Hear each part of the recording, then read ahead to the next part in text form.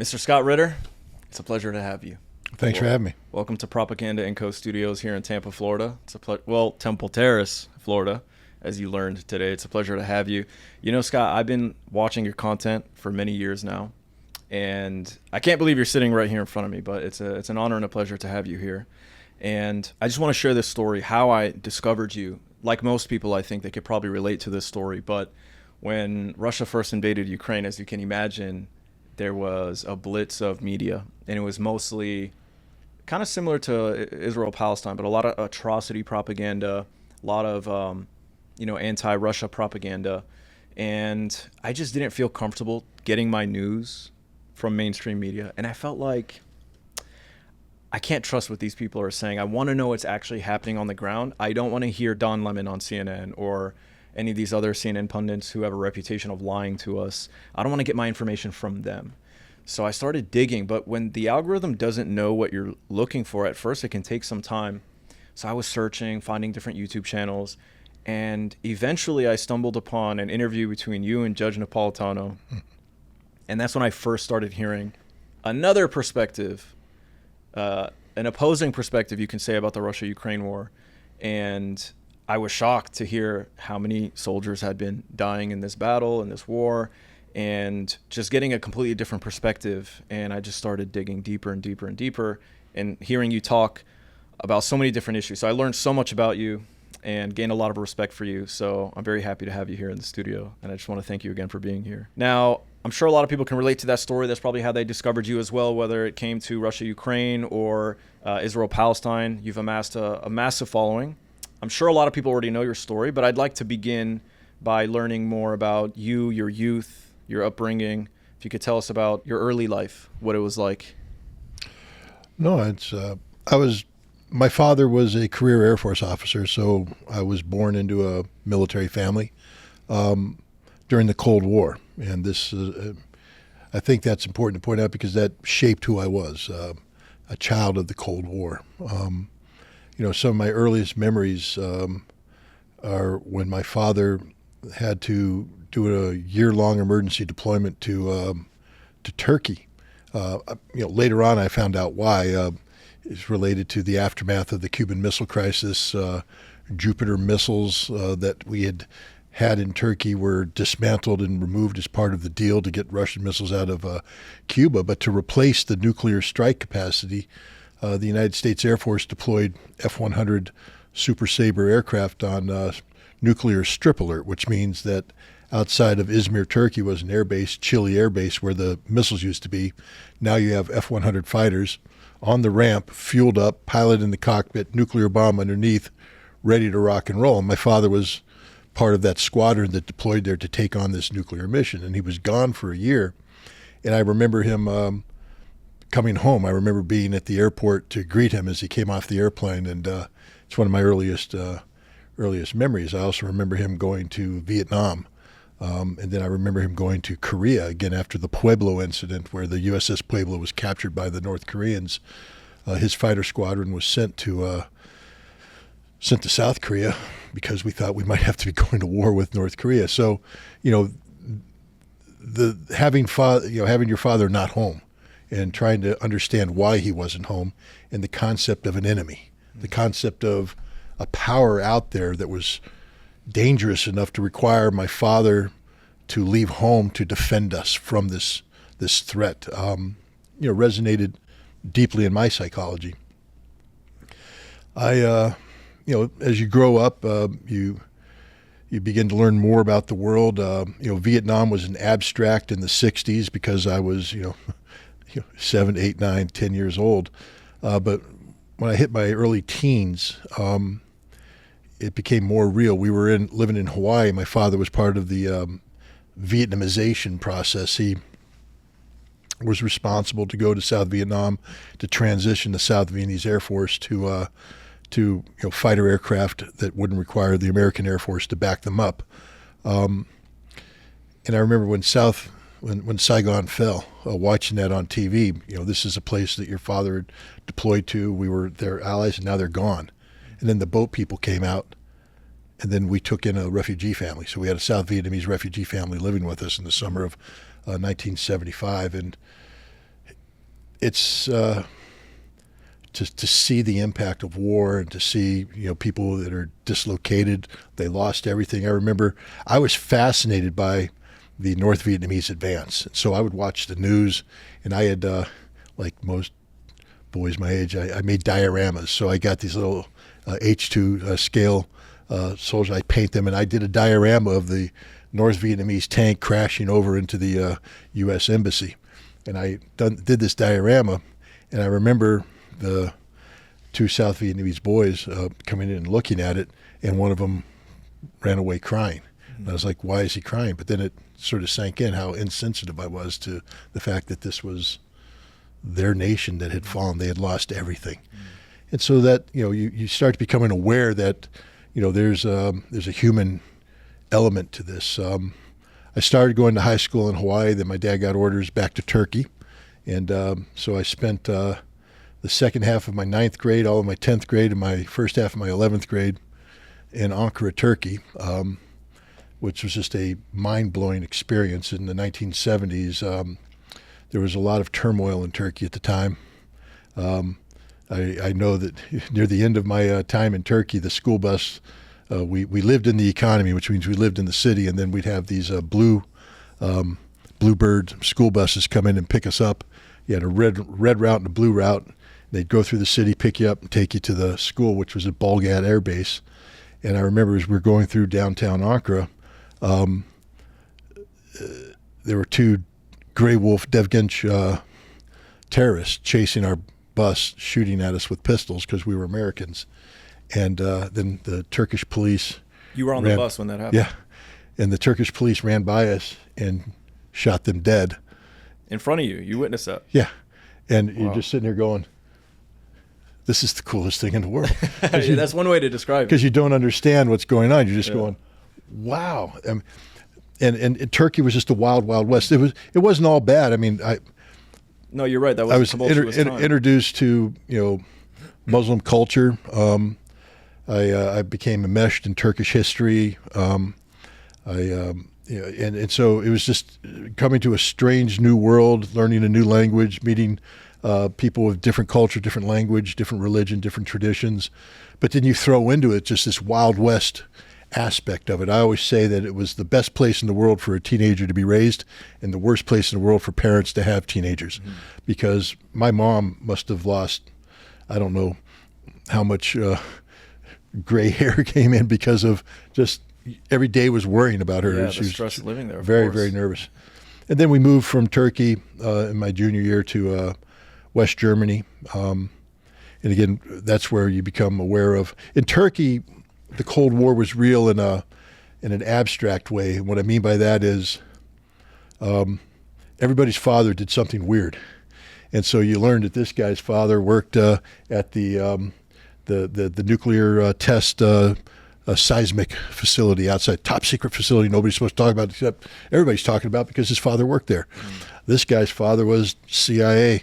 This guy's father ran a SIGINT operation out of Sinop. This guy's father did this, that, because it was just basically a spy versus spy world in there, a whole bunch of espionage and stuff related to the Cold War happening there. So it was sort of exciting from that standpoint. You get to West Germany, and it's a different kind of Cold War. It's a real one. Tanks, airplanes, artillery, helicopters, moving all the time. And you realize that, this is serious, that over the border, just right down the road is the Soviets. And at that time we thought they're getting ready to come towards us. And to be a kid, this is what we lived. I don't know if, people in high school today can relate. I mean, I'm not saying that their experiences are worse or better or whatever, but to live in a state of perpetual preparation for war every day. Yeah, it's one thing to talk about nuclear war and gender. Not to open up that discussion, but yeah, they're two completely different conversations.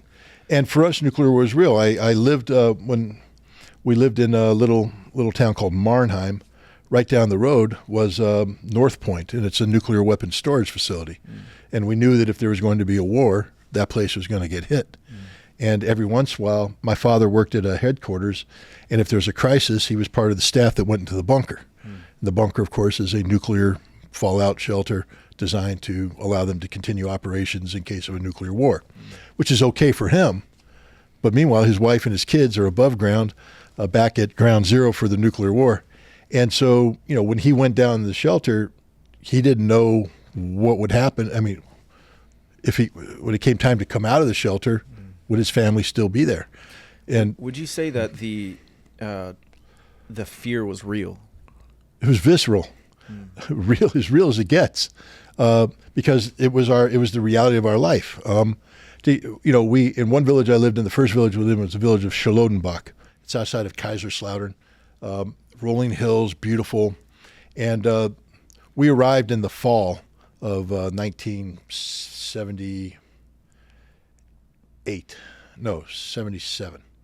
and they have an exercise called the Return of Forces to Germany exercise, Reforger, and basically the concept is we have about 300,000 American soldiers stationed in West Germany, but if the balloon goes up, we're going to fly in another 300,000.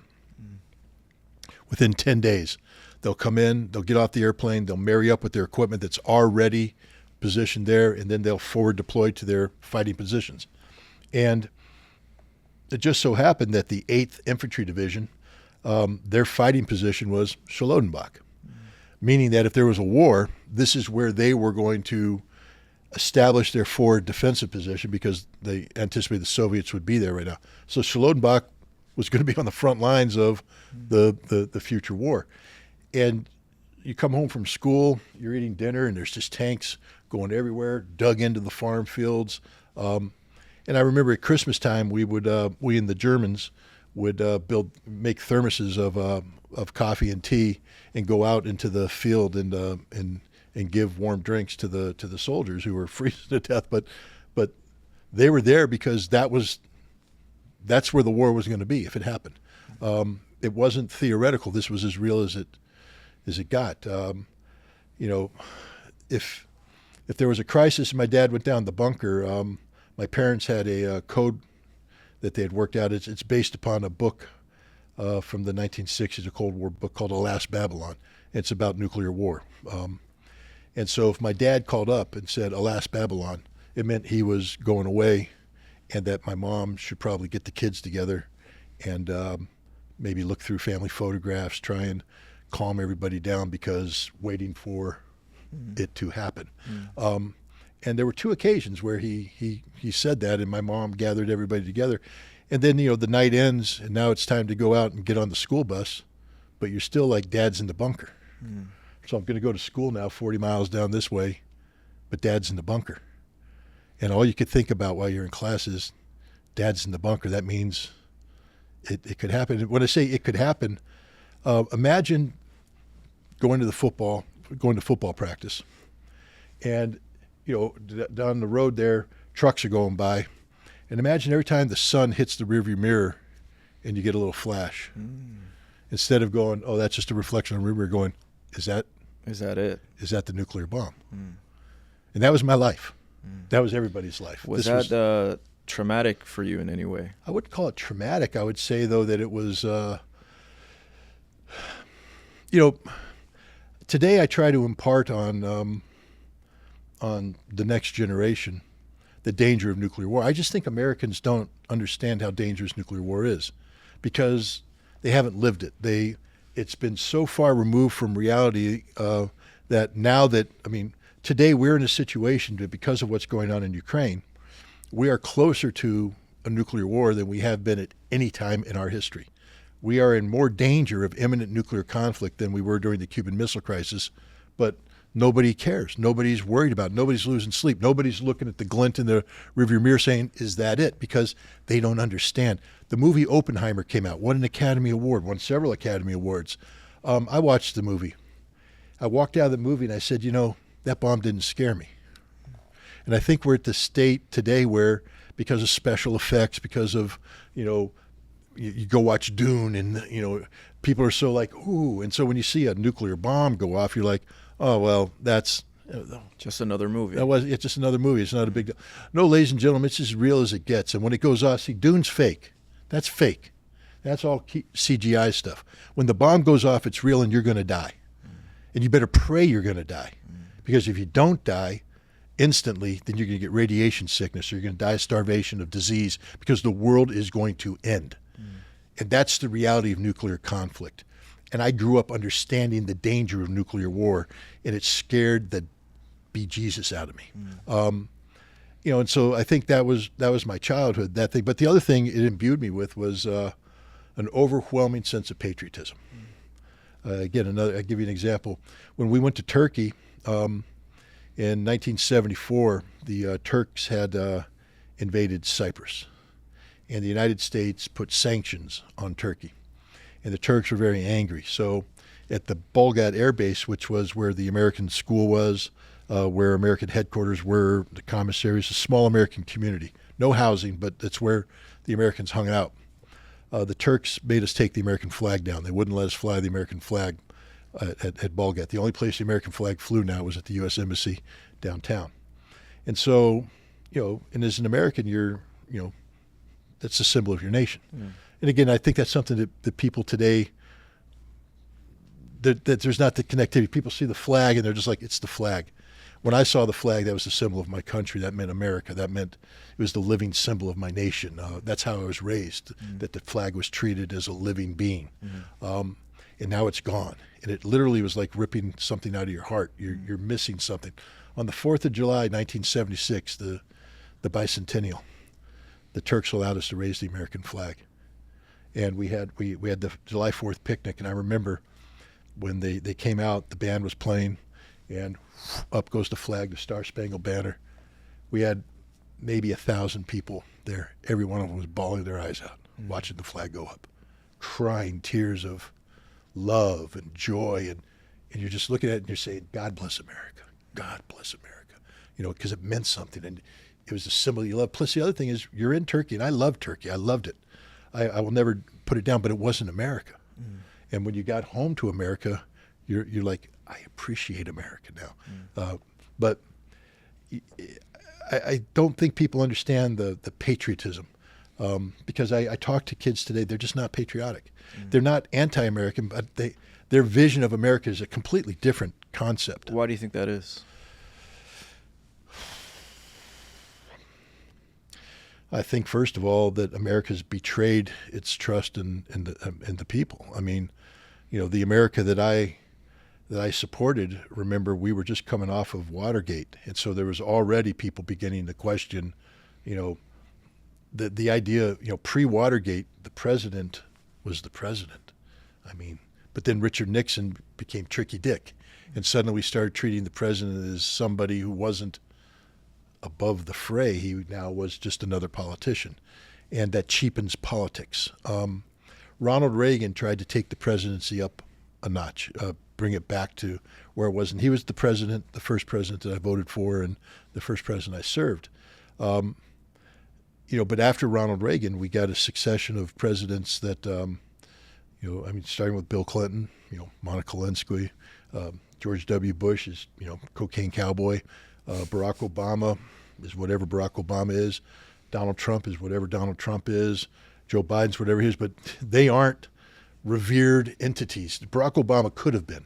I think when he started, he could have been somebody who brought the presidency back to where it needed to be, a respected man. But by the time he finished 8 years, he was just like everybody else. And so I just think people have lost respect for their own country. They might like being an American, but how many Americans say, I love being an American? How many Americans wake up in the morning and say, this is the country I'm going to die for? I will die for this country. I will lay it all the line for this country. Most people are saying, hell no. This thing's broke. I ain't going to, maybe I'll help fix it, but it's broke. I think most Americans look at America and say, it's broke. It's broken. So I think there's a disconnect. But back when I was a teenager, America, the American dream was still a fantasy that people believed in. It hadn't been exposed as the total falsehood that it is today, perhaps. But, so I joined the military right out of high school. People joke about it today, the old saying, kill a commie for mommy, or better dead than red. It was as real as it gets. I mean, the commies were right over there, armed to the teeth, and they were coming this way. And when they did, I needed to be right here, ready to kill them. So I enlisted in the Army, and then that transitioned to the Marine Corps. And I was all about defending my country, standing up to communism, and getting ready to, lay my life down for my country. I was ready to do it. So was your father the first member of his family, or I guess of his lineage, to serve the U.S. military, or was your grandfather in the military? My grandfather was a pilot in World War I. Okay, so you have my relatives, my one uncle came over Normandy, other uncle fought in Iwo Jima. So can you talk about what it's like to grow up in a family where it's generational service? Because I always found that to be interesting. A lot of people that are in the military often are in there because their father served, their grandfather served, and I think a lot of people don't understand what it's like to grow up in a family like that. I certainly don't. So what is that like, that tradition of service and growing up in that? Well, the first thing is that it's immersive. There's a lot of people today that I guess play computer games like Call of Duty or Medal of Honor, or I don't know, games like that. And so, they know weapon systems. They, on the computer they can talk about this, that, and the other thing. We didn't have computer games back then. I had the real thing. All I had to do was go out my back door, go to the flight line, and I could watch F-4s land. It was during the Vietnam War. Squadrons would move in, and I knew how to tell the difference between F-105, F-101, F-102, F-106, F-4, A-7, F-8.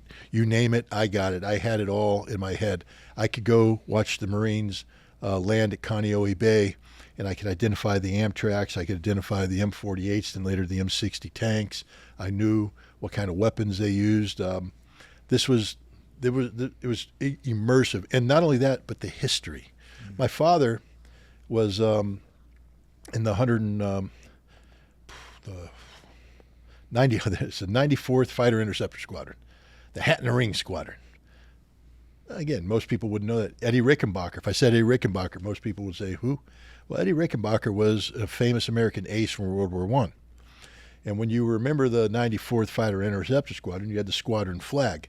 And at one point in time, if once you'd served a year into the squadron, they would give you the flag, you would take it home, and you would sign the flag in a black pen, and then your wife would embroider your name into the flag. You became a permanent part of the history of the squadron. Mm. And I remember my dad brought the flag home, and my mom was embroidering and one of the names near my dad was Eddie Rickenbacker. Mm.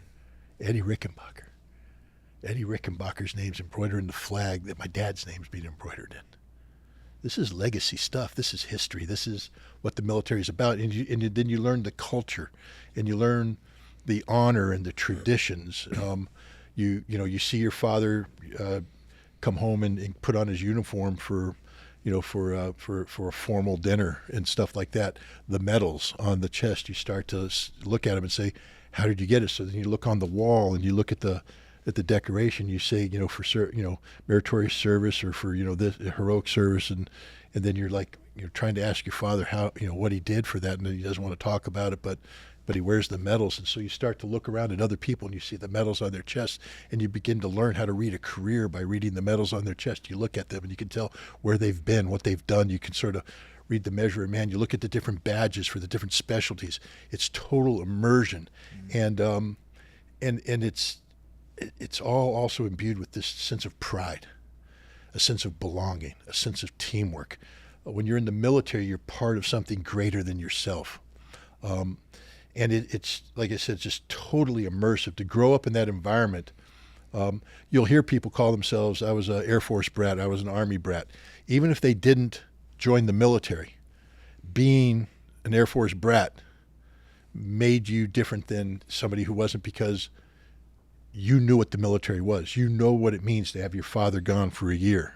Mm. You know what it means to be afraid to turn on the TV to hear the news, because you know that your father was in Quang Tri province, and now you turn on the news and you hear about heavy fighting in Quang Tri province and heavy American casualties, and you're like, or if your father was in F-105 squadron, you hear about the big raid in North Vietnam and 5 aircraft shot down, and you're like, one of my best friends, I remember his father was shot down I went to school with him, and I knew his father. His father's squadron went off to Vietnam. His father got shot down. Fortunately, his father was prisoner of war, and he was returned. This was sort of later in the war, so he only, I think, was a prisoner for a year and a half, and came back. But what that family went through was horrible. Other families, you hear the screaming at the night as the notification's delivered. Is that father's dead, and then that family's gone. That's the other thing. It's like, whoop, goodbye. But it wasn't theory; it was real. This was the university of reality, being a child of a military person. And some people rebel against it. I just absorbed it. I think I was born to be in the military. I was raised, and you learn the history, you study the family history. My earliest, relatives, I guess, were Scotch-Irish indentured servants that basically ran away and tried to settle on the Appalachian frontier, and they were Indian fighters. And we have a family history, and it tells a story how they were chased by the Indians. They actually had to jump their horses off a waterfall and escape. The horses died, but they were able to escape. I had relatives that fought in the Revolutionary War. I had relatives that fought on both sides of in the Civil War. Again, my grandfather served as a pilot in World War I. So the whole history of America has a military aspect to it, and my family is woven into very interesting every aspect of it. So it's my history. Now, I know people will say, well, today, America's the nation that's only known war. America's this. That's true. And I'm not here to say this is great. You just asked me a question, what was it like to be a child like that? You absorb that history. It becomes you. It becomes part of your identity. And it's an identity that I'm very proud of. I understand the consequences of being a nation that's always at war. I understand what it's done to our reputation and all that. I totally get it, but that doesn't, in my mind, besmirch the honor that was shown by my relatives who were prepared to sacrifice everything in defense of their country. And so that was the attitude I took into going into the military. I want to ask you a question. You mentioned patriotism earlier, and obviously you're a very patriotic person, and you should be. I think as ugly as American history can be, it can also be very beautiful and inspirational. And I'm obsessed with history, and I have always had an appreciation for American history. But obviously, coming from the Middle East, I was born in Iraq. I was born in Baghdad. And I still have family there. And I went back there before the war. I went back a month after the U.S. invasion in 2003. And I've been back several times since. And so I've seen the destruction. I felt it. I have family members that were affected and hurt by it. But I'm also an American. And so I feel more American than anything else. But I am still from the Middle East. I am still Muslim. And so I'm proud and grateful to be here. At the same time, I'm aware of every criticism imaginable about the United States. And I'm at this point in your life, I think you are as well. And you've been part of that criticism. So what is it like for you or how do you reconcile, I suppose, feeling that patriotism towards your country, your homeland, but also understanding how destructive, the U.S. empire has been and being critical of it? What is that like for you? Making sense of that. Again, because my father was military, I just remember growing up, there were two framed posters on my wall as a child in my bedroom. The first one was taken from John F. Kennedy's inaugural address. Ask not what your country can do for you, ask what you can do for your country. Right there on my wall. And just imagine being a kid from the very beginning, opening your eyes, and that's the first thing you see in the morning is John F. Kennedy and those words. That's what you wake up to. That's what you go to bed. And the other one was the code of conduct. I am an American fighting man, and it was basically how you behave. If you're taking captive.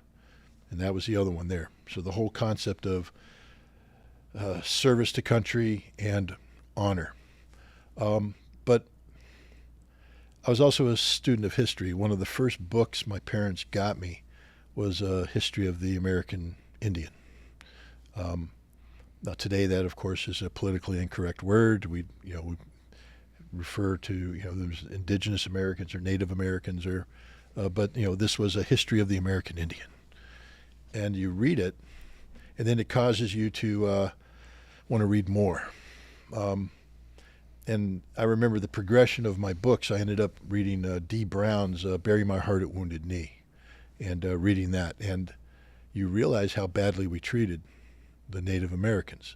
And as a kid, I realized that. I understood exactly what we had done. I used to love the Battle of the Alamo until I read the history of the formation of Texas and how we actually stole, we're stealing Texas from the Mexicans, and then the Mexican War, how we stole land. I mean, I approached American history with a full understanding that we were the bad guy most of the time.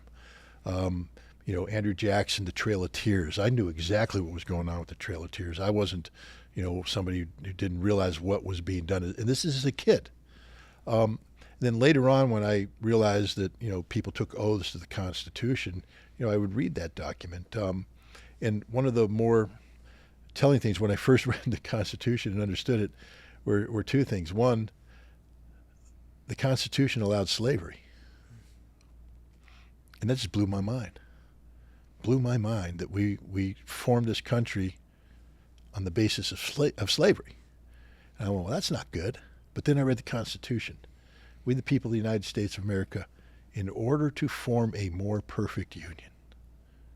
That means we know we're not perfect, that this is a struggle.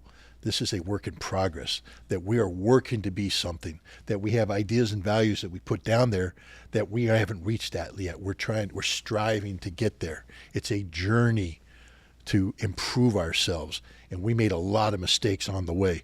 But as long as we learn from those mistakes, this is why I don't reject American history. There's a lot of people out there that want to take down statues, tear down monuments and all that. I'm like, leave them up. Leave them up. So that we look at it and we say, okay, why is that statue there? What are the circumstances about it? We cannot turn our back on American history. We have to embrace it, not because we love it, because we have to learn from it. We have to learn from our mistakes. We are an imperfect nation. We were born imperfectly. We had slavery. That makes us the most imperfect of nations. We can't speak of, individual liberties when we have such a large population enslaved. But then we went through a very lengthy, imperfect process of freeing the slaves. But we never freed the slaves. It was a paper game. We still treated, African Americans like utter dog dirt. Jim Crow laws, the whole segregation, all that kind of stuff. But we worked at it. We learned as a nation that what we were doing is wrong, and we started to grow a conscience. And so then we started to work on civil liberties. I remember my dad. He was in the Air Force. He got sent to squadron officers course in Maxwell Air Force Base, I think in Birmingham, Alabama, and we were in Payne Field, Washington State. And at that time, segregation was a real thing. So all I ever saw was white people. Never saw a black person. Suddenly, we're in Montgomery, Alabama. And, my dad was a captain. You don't make that much money. So we're in a part of the city where there's nothing but black people. And I'm going, what's black people?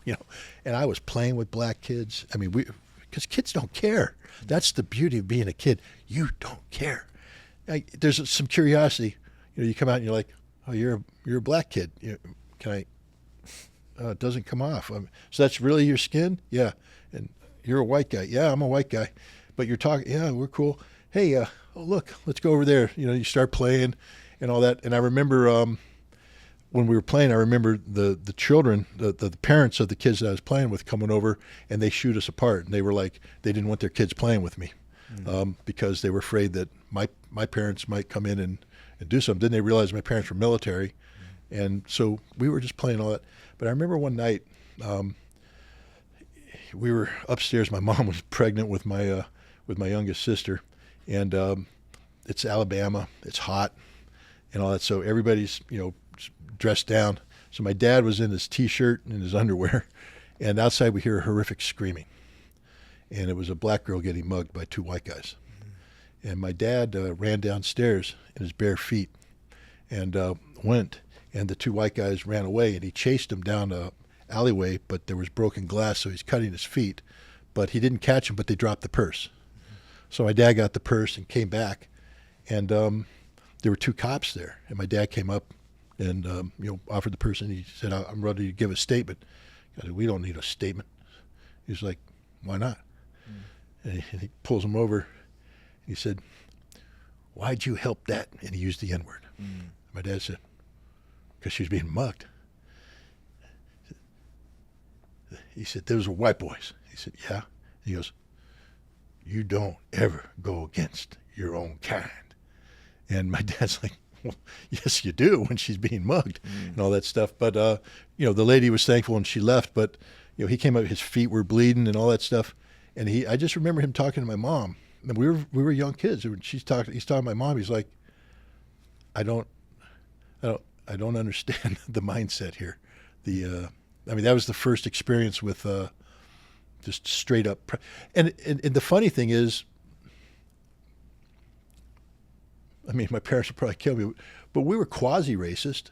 And what I mean by that is we weren't ugly racist, but we were white people who hung out with white people. Right. We There's didn't a hang out natural with level black of people. racism. We inadvertently or whatever were participating in segregation, so to speak. We didn't know we were doing it, but we were doing it. But then when you're confronted with the ugliness of real racism, it's an eye opener. And I always remember, because my father, his parents were not tolerant of black people. And I remember my father telling me once, he said, "Don't look at me when it comes to race and say that's what I want to be." He said, "I'm a product of a certain time." He said, I'm working on, having an open mind, and you'll never hear bad, the N-word. We never heard the N-word. But there was a standoffishness. And his thing was, don't be like me. When we moved to Turkey, the military was starting to integrate.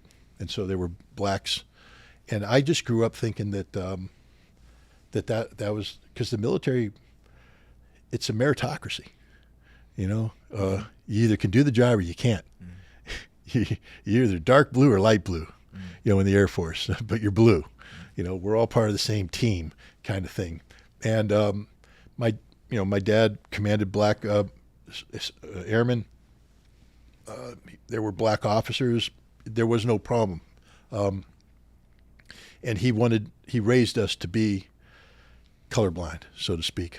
But the fact is, there's horrific, ugly racism in America. America's an imperfect nation because of that to this day.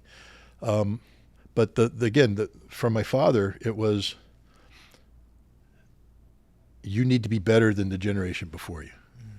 A more perfect union. You need to make the country better. It's a generational process. Our failures of my generation, you have to, do better. And then your kids have to do better.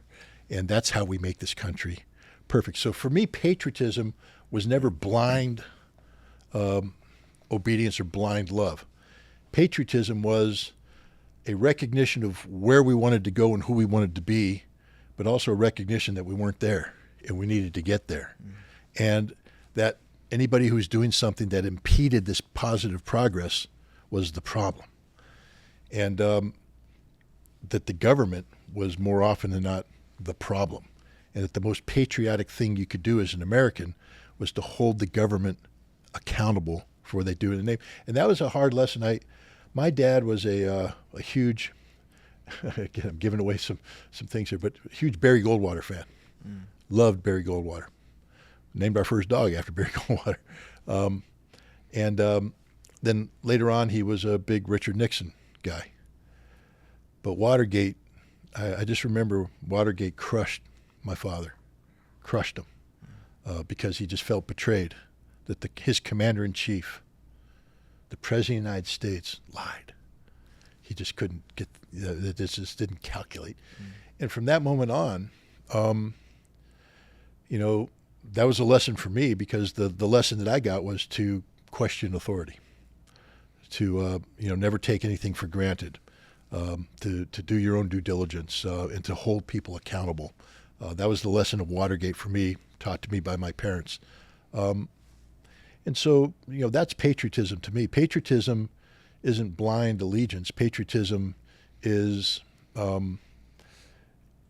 knowing what we're supposed to be, recognizing that we're not that, and doing everything you can to get to where we should be. That's what makes a patriot. I want to ask you now, so you were a private in the Army? I went in as a private, yeah. You went in as a private, and you eventually became an intelligence officer in the Marine Corps? Correct. What does it mean to be an intelligence officer? What sort of training do you go through, and what sort of tasks do you do? Because I don't think people hear it and really understand what that means. First of all, let's talk about intelligence. Intelligence is the art of collecting information but it's not just blanket collection.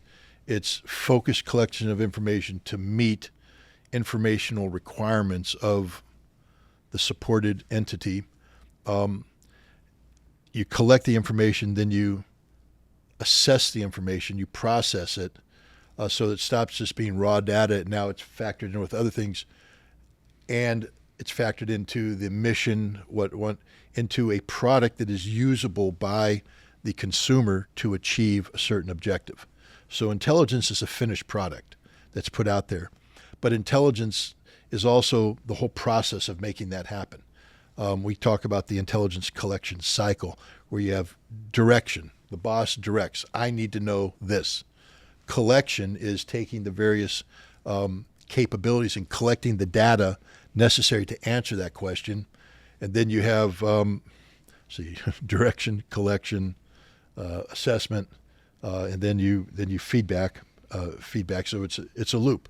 The assessments part, where you bring in all the other outside information, you polish and finish up a finished product, and then you brief the consumer. And then what happens at that point in time is that he'll refine his or her collection requirements and say, okay, thank you for that, but now I need to know this. And then the cycle begins all again. An intelligence officer plays a role in various aspects of these things. But then you have different kinds of intelligence. You have combat intelligence. You can have strategic intelligence. You can have tactical intelligence. It's different missions that you're supporting. In the other services, each one of these things is a specialized intelligence skill.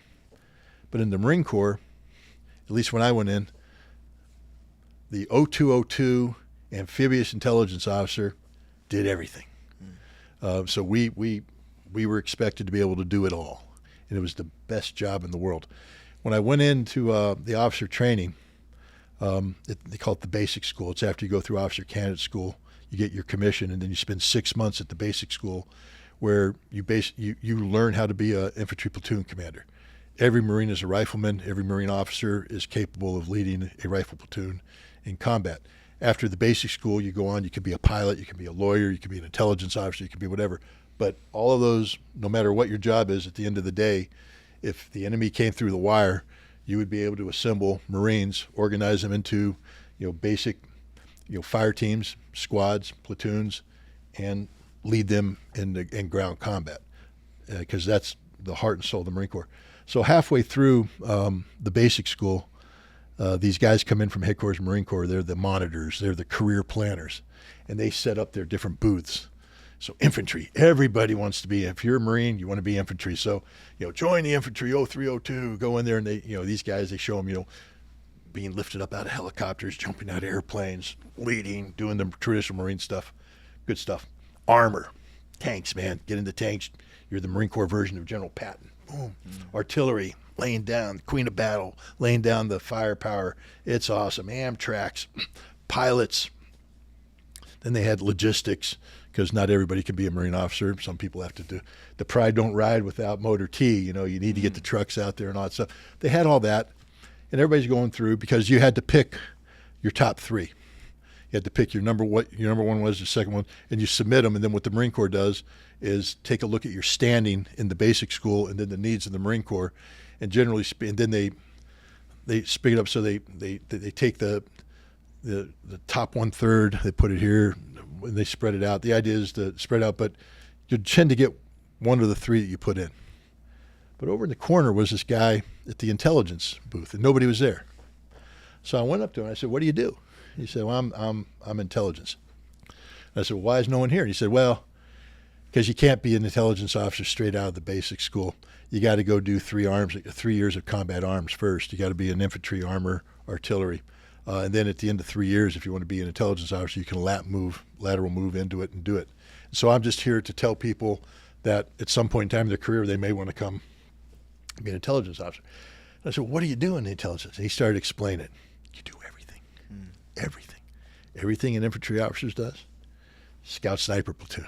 Intelligence officer commands a scout sniper platoon. Artillery, you're running the target detection, you're forward observing, you can adjust. You know, armor, you're running the scout platoon out in front, leading the scout platoon. And I'm going, I want to do this. He said, "Well, you can't." And I said, "But I can. This is the job I want. How do I make it happen?" He said, "Write a letter to the Commandant of the Marine Corps." So I did. And I became the first second lieutenant, direct access to the intelligence field in the Marine Corps' history. When you say direct access, you mean you didn't have to do the 3 years? No, I went straight in the intelligence business. And the Marine Corps didn't know what to do with me. What are the conditions for accepting someone without those 3 years of experience? Well, were you like high in performing in your class? What was it that made them consider you to skip all those there were a couple years? things. One, I was very high performing in my class. And two, I was a Russian studies major. I spoke Russian, and my dream job in the Marine Corps was a major position at what they call the military liaison mission in Potsdam, Germany, East Germany. Basically, you spied on the Soviet group of forces in Germany. It's an elite team of guys, 14 guys that run around in souped up Mercedes-Benz vehicles, and you spy on the Russians. You take photographs covertly. You do this, that, and the other thing. They shoot at you. They ran on the other side of the wall. You're in East Germany. You leave Berlin and you go out on patrol, and you're patrolling around. You're allowed to do it, but there's places you're not supposed to go, but you go there anyways. You shake free of your KGB handler. You go in, you take the pictures, and you come out. James Bond stuff. I mean, and I'm like, that's what I want to do. But that was a major position. But in order to do that, I had to be an intelligence officer, and I wanted to start now. I wanted to be the best prepared person for that job. But I wrote the letter, and I said, look, it wasn't as bad. I had just published an article on Soviet history in the major, it was called Soviet Studies. It's the premier academic journal for Soviet studies. And as a second lieutenant, I published an article in that. So I said, look, I'm a published author. I have the Russian history background. I have the language. It's Cold War. I want to get into this area. I want to start now. Bring me in. So they did. But the Marine Corps didn't know what to do with me because there's no positions for second lieutenants, intelligence officers. And so they sent me to 29 Palms, California, the 7th Marine Amphibious Brigade, the G2. And I remember showing up, and they were all going, what do we do with you? They didn't know what to do with me. So, which is a good thing, because what happened is normally if you're the low man on the totem pole, there's a bullet down there that says low man on the totem pole. And you go right into low man on the totem pole. I slid in and there was no billet position. And so I became the guy that did all the stuff that that nobody else could do because there wasn't time. So my first project was to do the combat intelligence annex for the war plan for Iran. And which this means is the, I had the to rapid take deployment force? This is part of the rapid deployment force. Yeah, we were ready to deploy at a moment's notice to the Middle East to respond to any threat. And so I did something that normally is done by a major and a lieutenant colonel. As a second lieutenant, I had to sit down and train myself to read. And, they gave it to me thinking, well, he can't do it.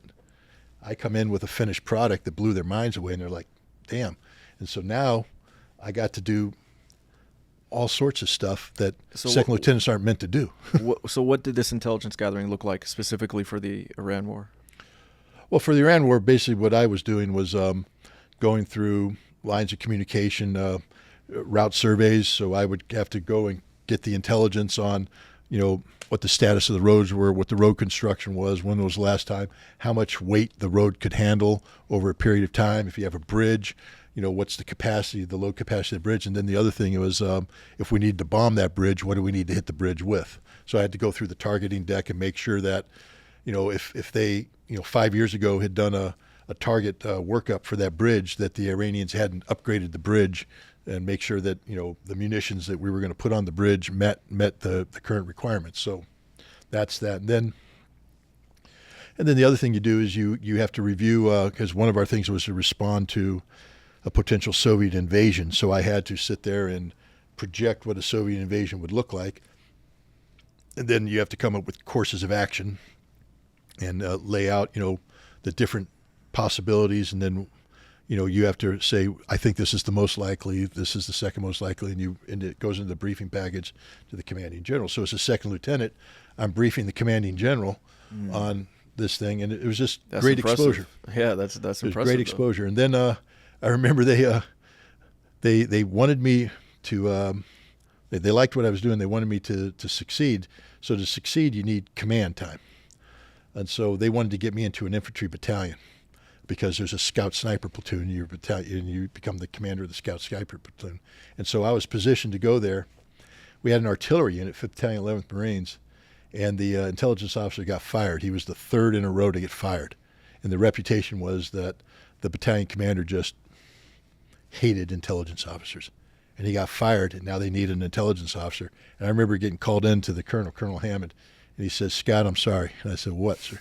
He goes, I got to send you to 511, and this might be the end of your career, because they just chew you up. And I'm like, well, okay. So I go down to 511. I remember coming in, and I introduce myself. I have a staff sergeant, and I have a corporal in the intelligence team. I say, I'm a lieutenant. I said, what do we do? And they said, well, that's your job, sir. You're intelligence officer. I said, no, but you just tell me, what are we supposed to be doing here? And they said, well, basically we're supposed to be finding targets, better targeting and survivability for the battalion. I said, well, I don't know anything about that. I said, where do I go to learn that? And they said, well, go to the 3 shop, talk to the master guns, and maybe he can get you some schools. So I went in and I met the master guns. And I said, hey, I'm dumber than dirt. I'm the intelligence officer. I need to know what you do so I can support you. So you have to train me to be you so I can support you better. And he said, okay, we're going to send you to 5 direction school. We're going to send you to 4 observer school. We're going to do all this stuff. And I said, sign me up. I'm in. And then I went back. The major came in, who was the S3, the operations officer. And he was angry because his feeling was that the intelligence officer worked for him. But command and staff procedures, the intelligence officer works for the battalion commander on an equal basis with the operations officer. And so he comes storming into my office in front of my staff sergeant for my corporal. This is my first day. He starts screaming at me, yelling at me. And I'm looking around and going, okay, this can't. So I stand up and I say, with all due respect, sir, shut up. You're in my office. You can't talk to me that way. I'm a staff officer in this battalion staff on equal standing with you before the commander. So you do not come in here and you do not address me like this in front of my staff sergeant and for my corporal. If you have a problem with me, we can go outside. We can talk about it man to man. But you get the hell out of my office and you never talk to me like. And he starts screaming at me. So the XO, who I haven't met yet, comes out of his office and he hears this and he takes the S3 in. And I think I'm going to be fired day one. I think I'm done. And I hear yelling in there, and all of a sudden they go into the battalion commander, who I have not met yet.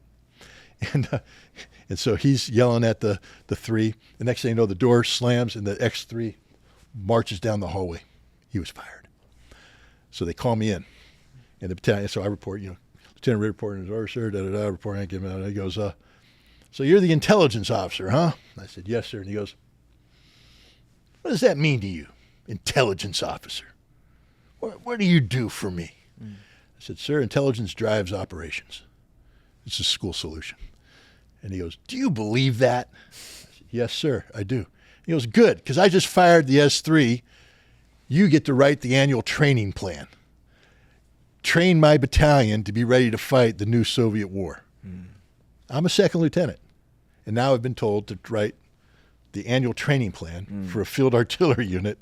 And I did. And it just took off, and it was the best experience in the world. But I did things like down at Camp Pendleton, they had something called a Q-36 radar.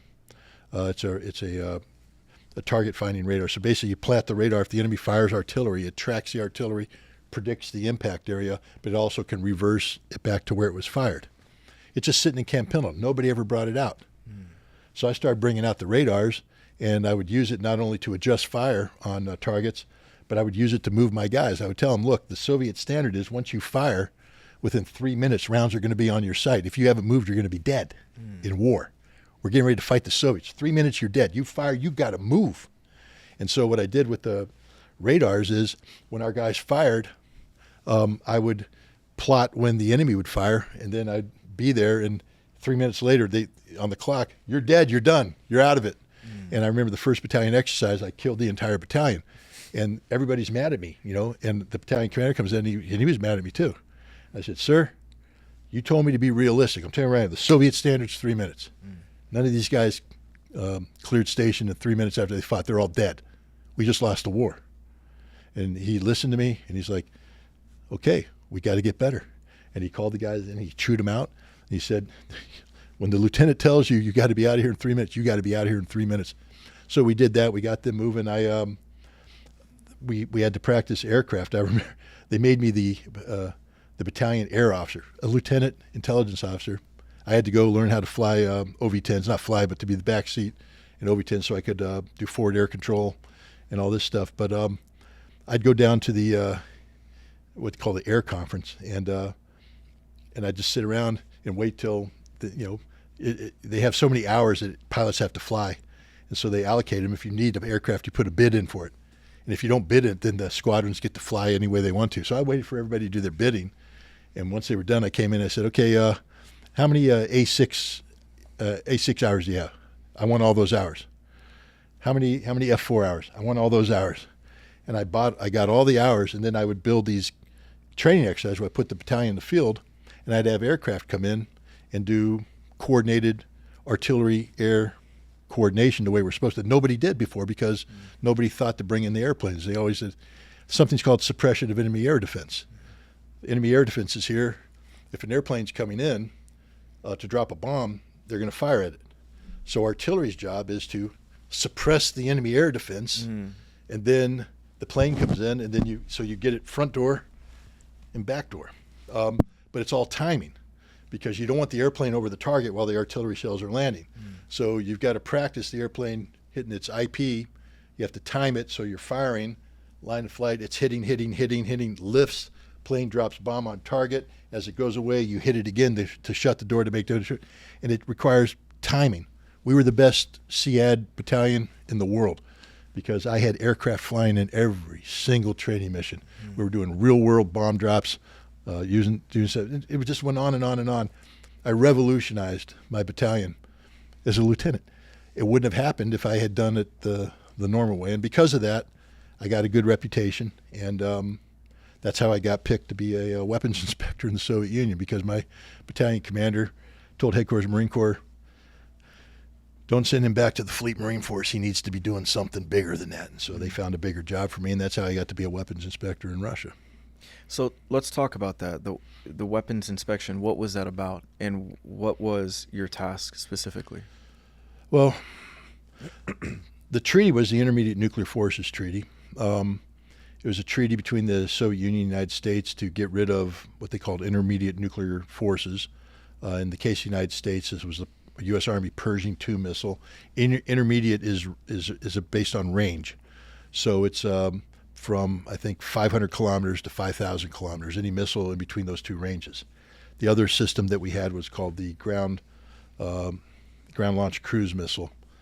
sort of like the Navy's Tomahawk, but it was fired by the Air Force from a ground launcher. We deployed both of these systems into Europe in the early 1980s in response to the Soviets deploying a system called the SS-20. The SS-20 was a road mobile missile that had 3 warheads.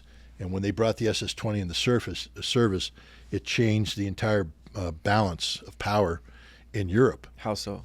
Because it's a weapon that is mobile, can't be targeted, has 3 nuclear warheads, which means they're going to saturate Europe with nuclear weapons. They could blow Europe away and not be... Why can't it be targeted? Because they're mobile. But mobile on trucks, right? Mobile on large trucks that are designed to go cross-country over terrain. It's very difficult to target these things once they get out of their Even their with station. Very Well, remember back in those times, weren't we didn't have the sophisticated. satellites that we have today. I see, okay. Different coverage. So very difficult to target. So we brought in the Pershing II and the Glickam as a counter to that. The Pershing has a very it's a very fast missile, and if it was fired, it could hit Moscow within 7 to 12 minutes of being launched, which was very destabilizing because it meant that if there was a mistake or miscalculation, the Russians would have to assume that it was a Pershing launch, and therefore they'd have to launch their missiles in anticipation. But if it was a mistake, if it was a bad glitch, they just launched, and we're now at war when we didn't need to be at war. The Pershing was a very destabilizing missile. And so the treaty was to get rid of them. And initially it was just designed to be just that. The Soviets declare all their missiles, we declare all ours. We send inspection teams to go in and verify their declaration. They do it, then we oversee the disposition, then we do follow-on inspections to make sure everything's good, and then it's done. The Soviets made a missile called the SS-25, which was similar to the SS-20, but it's an intercontinental ballistic missile. It's same concept, road mobile. It has a larger TEL, transporter electron launcher. It's a 3-stage missile. But the treaty was supposed to be signed on December 7th, or December 7th, I think. And in November, the Soviets came in and said, we got a problem. The first stage of the SS-25 is pretty much the same as the first stage of the SS-20 missile, which means the way the treaty was written, the first stage is what's called a treaty limited item, which means it needs to be accounted for and destroyed. So now what they're saying is they have a missile that incorporates a treaty limited item, but it's an ICBM not covered by the treaty. Now what do we do? And they had a theory of inspection called perimeter portal monitoring, where you would go to a missile factory and establish a perimeter around it and monitor the portal, the only exit, monitor what comes out. And in this case, for the we would monitor SS-25 production to make sure that it wasn't covert SS-20 production. The Soviets found that to be so intrusive because originally the reason why they did that is the Soviets said, well, we want to keep some of our SS-20s. We want to keep about 80 of them in Asia, and that means that we have to continue producing low numbers of them. And we said, well, if you're going to produce them, then we have to monitor them, and then we're going to have to be at that factory and do all this stuff. And they said, that's too intrusive. We don't want you at our top secret missile factory. Right. But now, because they said, now we have to do that. So we took this plan that the Soviets had rejected, and now we have to implement it. And it was a plan that was incomplete, hadn't been well thought out. It was based upon the concept of a giant $12 million X-ray machine that was all theory, not reality. Technology had never been done before, and now we're talking about installing it in a remote factory 900 kilometers east of Moscow in the foothills of the Ural Mountains. As one of my colonels famously said, if something breaks, there isn't a Radio Shack around the corner. If it's broken, it's broken. This stuff needs to work. And what's interesting is that they signed a treaty, and they just assumed that from the signature treaty, you had 6 months until treaty entered into force, which was the 1 July of 1988. And the assumption was that the experts would figure it out. They'd figure out how to make this work. But as the time goes by, the experts were meeting. They couldn't make it work. And so what they said is the inspectors will make it work. Now understand that inspections isn't supposed to be that way. Inspectors are supposed to operate under a very rigid set of rules. There's no flexibility in inspection. You come in and you're told what you have to do. And there are limits, or right, left boundaries. You do what you're supposed to do. There's no creative thinking. There's no imagination. There's no this.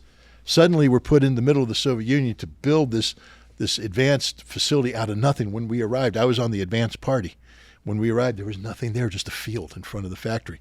We had to turn that field into, a modern facility with, warehouses, inspection facilities, rail lines, data collection centers, housing, X-ray machines, the whole thing.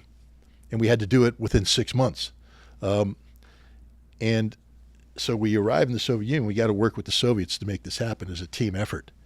And it was doomed to fail. It was overly complicated, the system. We didn't have enough time. We didn't document any of the material because this is all made up. It was all theory, and now it has to be reality. And the Soviets are saying, if you're going to bring a system in, you have to have documentation. You have to show us, what each part is, what it does, why it should be here, how it's going to be installed, etc. We were sitting there going, now we're just going to dig a hole and we're going to put the stuff in there. And they're like, no. So we're fighting with the Soviets on that. That's delaying things. The X-ray machine wasn't, nobody had ever done it before. So we had to build it up in New Mexico to test it. And I remember they finally got it up. Everybody had been trained on it except me. And I get this phone call from my colonel, Colonel England. He goes, Ritter, you're going to Albuquerque with me. I said, what am I doing there? He said, you're going to get trained on cargo scan, the X-ray machine. I said, all right. So we get there, but it turns out I wasn't going to get trained on cargo scan. I was just there because the laboratory has said it's ready to be deployed. And Colonel England was the guy who said, there ain't a Radio Shack here. If it breaks, we're in trouble. It's got to work perfectly. And so he brought me in because I was the dumbest person he ever met in his life. I was very aggressive and all this stuff, but when it comes to technology, I am Mr. Can't do it. And so I was to come in to be the test dummy. And I remember the head of Sandia National Labs, Colonel England said, it's going to be there. It's got to work every time. He said, don't worry. It's idiot-proof. And Colonel England looked at him and goes, that may be so, but is it marine-proof? And he goes, Ritter, sit down at the console. And I pulled out the book, and we started going through scenarios. And he had thought this through. I guess he had already read it, but he went through a scenario, and he had me follow the book. I'm following orders just like I'm supposed to. Go into the page, push this button, go to this page, push this button. And then he comes up with an emergency scenario. A cat had walked through the radiation area. I got to stop it right now. So I go up and I hit the button, stop it. Whole system freezes. And they're like, well, that's not supposed to happen. Well, that's what it said to do. It said, emergency stop, hit emergency stop. They're like, yeah, but the whole system's frozen now. So they're trying to reboot it. They can't. It took another 5 months and about $5 million to get the system back up and running because there was an intermediate step that they had just assumed people were going to do. That there was like a reset that you're supposed to hit over here, but they didn't put it in the procedures because they just assumed that everybody knew that it's like shifting gears. You just know if you're going to shift a gear, you're supposed to put the clutch in. Everybody knows I don't have to write in put the clutch because you got to put the clutch in. Well, I'm a Marine. I just read what's I'm told to do. I didn't realize I had to do some sort of clutch work over here. I hit the button, broke the system. And so I became a hero in Colonel England's eyes at that point in time. But this is the point. The thing dragged out, and it became very political, very contentious. Senator Jesse Helms was trying to kill the inspection process, and we had to learn to work with the Soviets to make it happen, to make it succeed. We would open missiles to inspect the interior of the missiles. We had to come up with procedures to do that. One of the things we were trying to do is because we couldn't get the X-ray machine, we have to measure the stage. So the Soviets came up with something called a stage measuring device. It's basically a stick with some lights on it. And you stick the stick down into the stage, and then you look through optics and you measure the ring and this and everything and all this. And the Soviets were very proud of their work. But for us, it didn't make any sense. So we kept going back and forth on what needed to be done. And so the Soviets finally produced the thing that we want. And I remember I wasn't on this inspection. I have a very good friend who was. So they go and they pop the lid. Everybody's there. You're worried about static electricity, because if the thing blows up. It's a solid rocket motor. Blows up, you're all dead. So everybody discharges the static. You're wearing special static clothes. And they put the stick in there, and it plugs into the power, the 220 volt power in there. And they put it in there, and there's a power surge. And the light bulbs inside the missile next to the solid rocket motors blow up. And the lights go out, total darkness, and everybody's just sitting there waiting to die, because you're waiting for the static to hit, the things you ignite, and you're going to die. And about 30 seconds later, one of the Soviets cries out in Russian, "Well, boys, we're still alive." And so they quickly pulled it, get the hell out of there. But it's, this is the kind of weird stuff that's going on. We're making procedures as we go along, which you're not supposed to do. Long story short, I don't want to bore your audience to death. We made it work. We made it work. It wasn't supposed to work. There was a crisis where the Soviets rejected the use of the cargo scan because they said it exceeded the parameters of the treaty. We said it didn't. The Soviets were right, and they didn't allow 3 missiles to be inspected. They sent them through when they were supposed to be inspected, and it could have ended the treaty. Could have ended the whole thing. Big, huge crisis. But we sent a delegation from Washington, D.C., and remember I said that Washington had punted to the inspectors and said to the inspector, well, we had the solution. We happened to have 2 very junior officers who were geniuses, and they knew the treaty inside out, and they had worked with the Soviets. They listened to the Soviets, and when the big delegation came in, they convinced them that the Soviets were right, that the Soviets were actually correct on the interpretation. And so we fixed it based upon the local knowledge that was developed, because they trusted us to do this.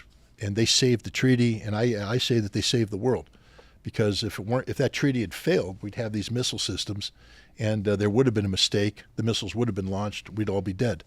But because we worked our way through this, in the middle of the Soviet Union, in the middle of a town where no foreigners had ever been before, at a ballistic missile factory, and like I said, in a strange nation, we worked with our Soviet counterparts and made a miracle happen. We saved this treaty. It's one of the most remarkable stories in arms control history. I think this is a good opportunity to transition to the Russia-Ukraine conflict, and using this as an opportunity to segue from this era in which you had what seemed like a disarmament, right? Or at least drastically reducing the amount of nuclear warheads to create a more stable and peaceful world. Now we're hearing reports, Putin is announcing a new type of weapon recently. I don't know the specifics. I'm sure you do.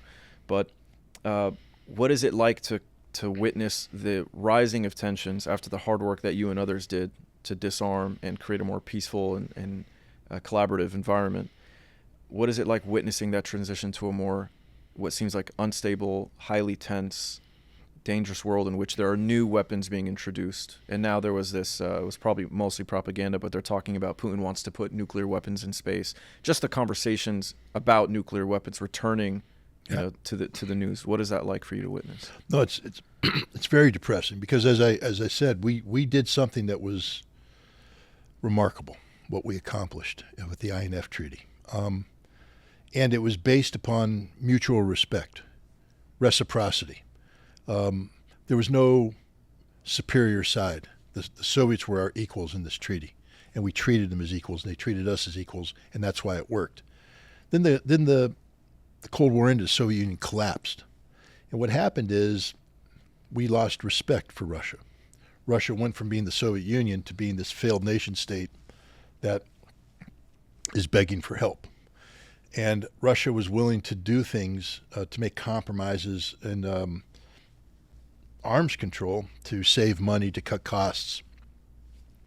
And we took advantage of that to use the arms control process to gain a unilateral advantage, strategic advantage over Russia, qualitatively, et cetera. And the Russians were okay with that as long as we maintained the basic framework of arms control.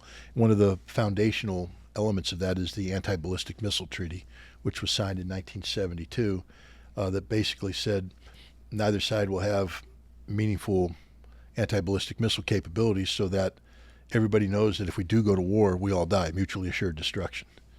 And George W. Bush came in and said, I don't like that. We're America.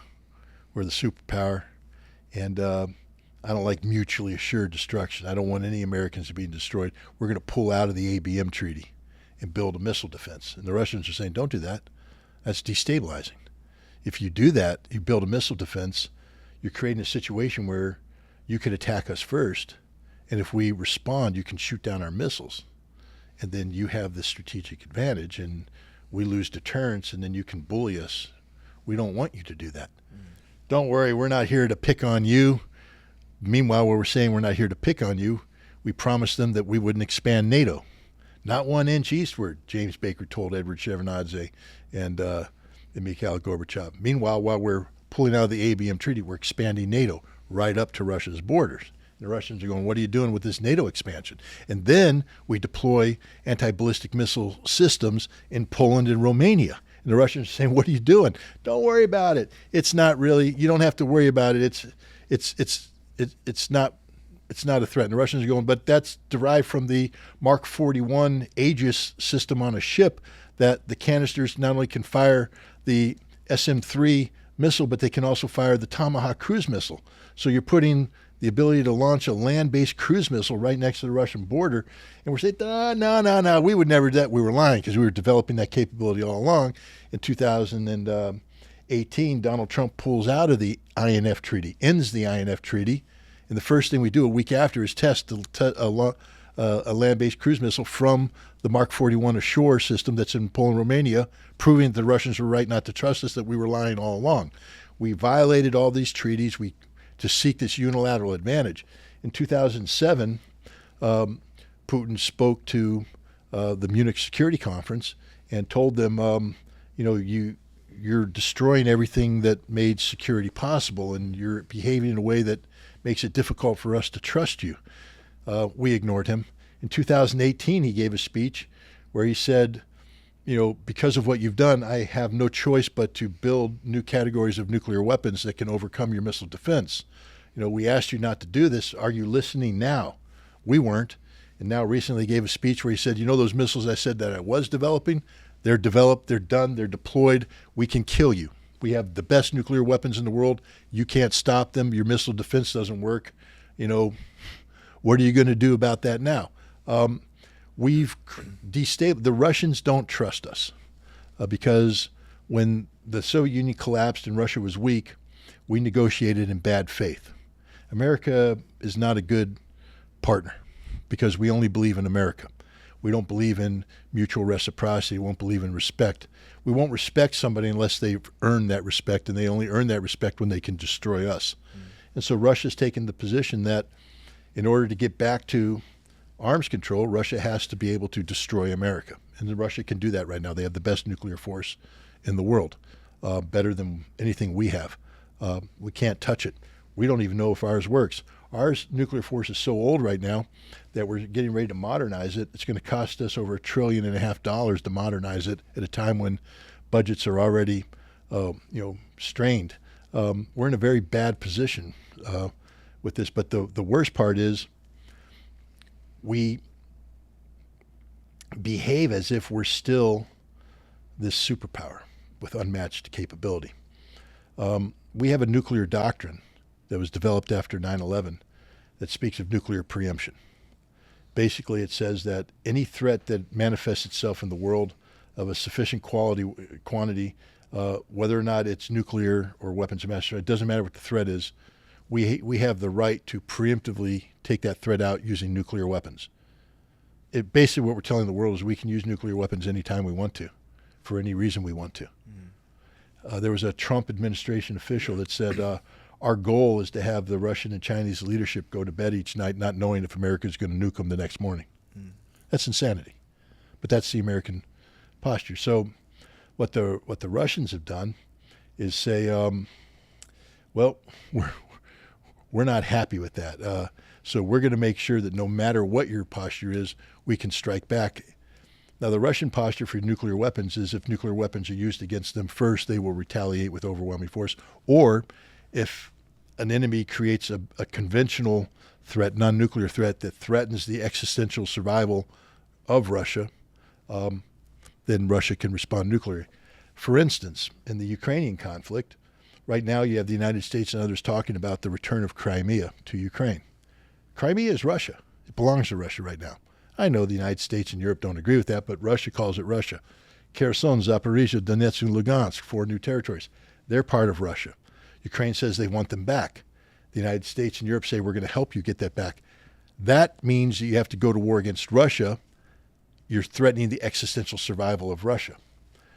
Russia would use nuclear weapons. This is the situation we're in right now, where the president of France says that there's no red lines, that he can send French troops into Ukraine to fight the Russians anytime he wants to.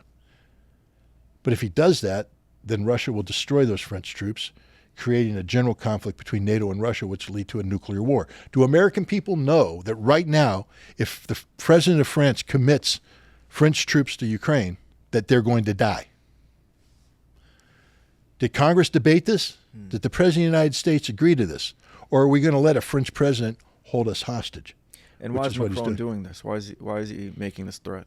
Because Macron's embarrassed. Macron was somebody who, before the Russian invasion of Ukraine, said he didn't want Europe to become a battleground between 2 superpowers, the United States and Russia. That Europe needs to make sure that the United States doesn't, allow a situation to develop where Europe becomes the battleground, that Europe should be looking at developing its own security interests independent of the United States. But then the Russians went into Ukraine, and the United States was able to bully and cajole not only Paris, not only France, but Germany, Italy, Great Britain into leaning forward supporting Ukraine. They bought into the notion that that this was an issue of existential importance to NATO. If Ukraine fell, NATO would collapse. And Macron bought into that. He's leaning forward. He's providing weapons. He's providing assistance. He's working with the allies to do this. They're leaning way forward, expecting America to be leaning forward with them. And suddenly America pulls back. And Macron's left there alone. And he's embarrassed, humiliated. And so what he's doing is trying to save face. So he's trying to act tough, trying to generate power. But if he ever acts on it, we're going to go to war and we're all going to die. But here's another thing, too. Americans may not realize what happened. Russia has a presidential election taking place right now. On March 12th, these 3 Russian militias fighting on behalf of Ukraine invaded Russia in Belgorod and Kursk. They were defeated, but they invaded and they fought over several days. Over 2,500 troops, 36 tanks, dozens of infantry fighting vehicles, including M2 Bradleys. They're going in. The purpose of it, they admit, is to disrupt the presidential elections, to prevent Russians from voting, and to create the impression of a weak Russian leadership so that maybe they won't get support. So it's a direct interference in the presidential elections of Russia. These 2,500 guys are controlled by the Military Intelligence Directorate of the Ukrainian Ministry of Defense. The CIA in 2014 entered a strategic relationship with the Military Intelligence Department of the Ukrainian intelligence. They built 12 bases along the Ukrainian-Russian border to spy on Russia and to prepare offensive operations against Russia. These Russian entities are,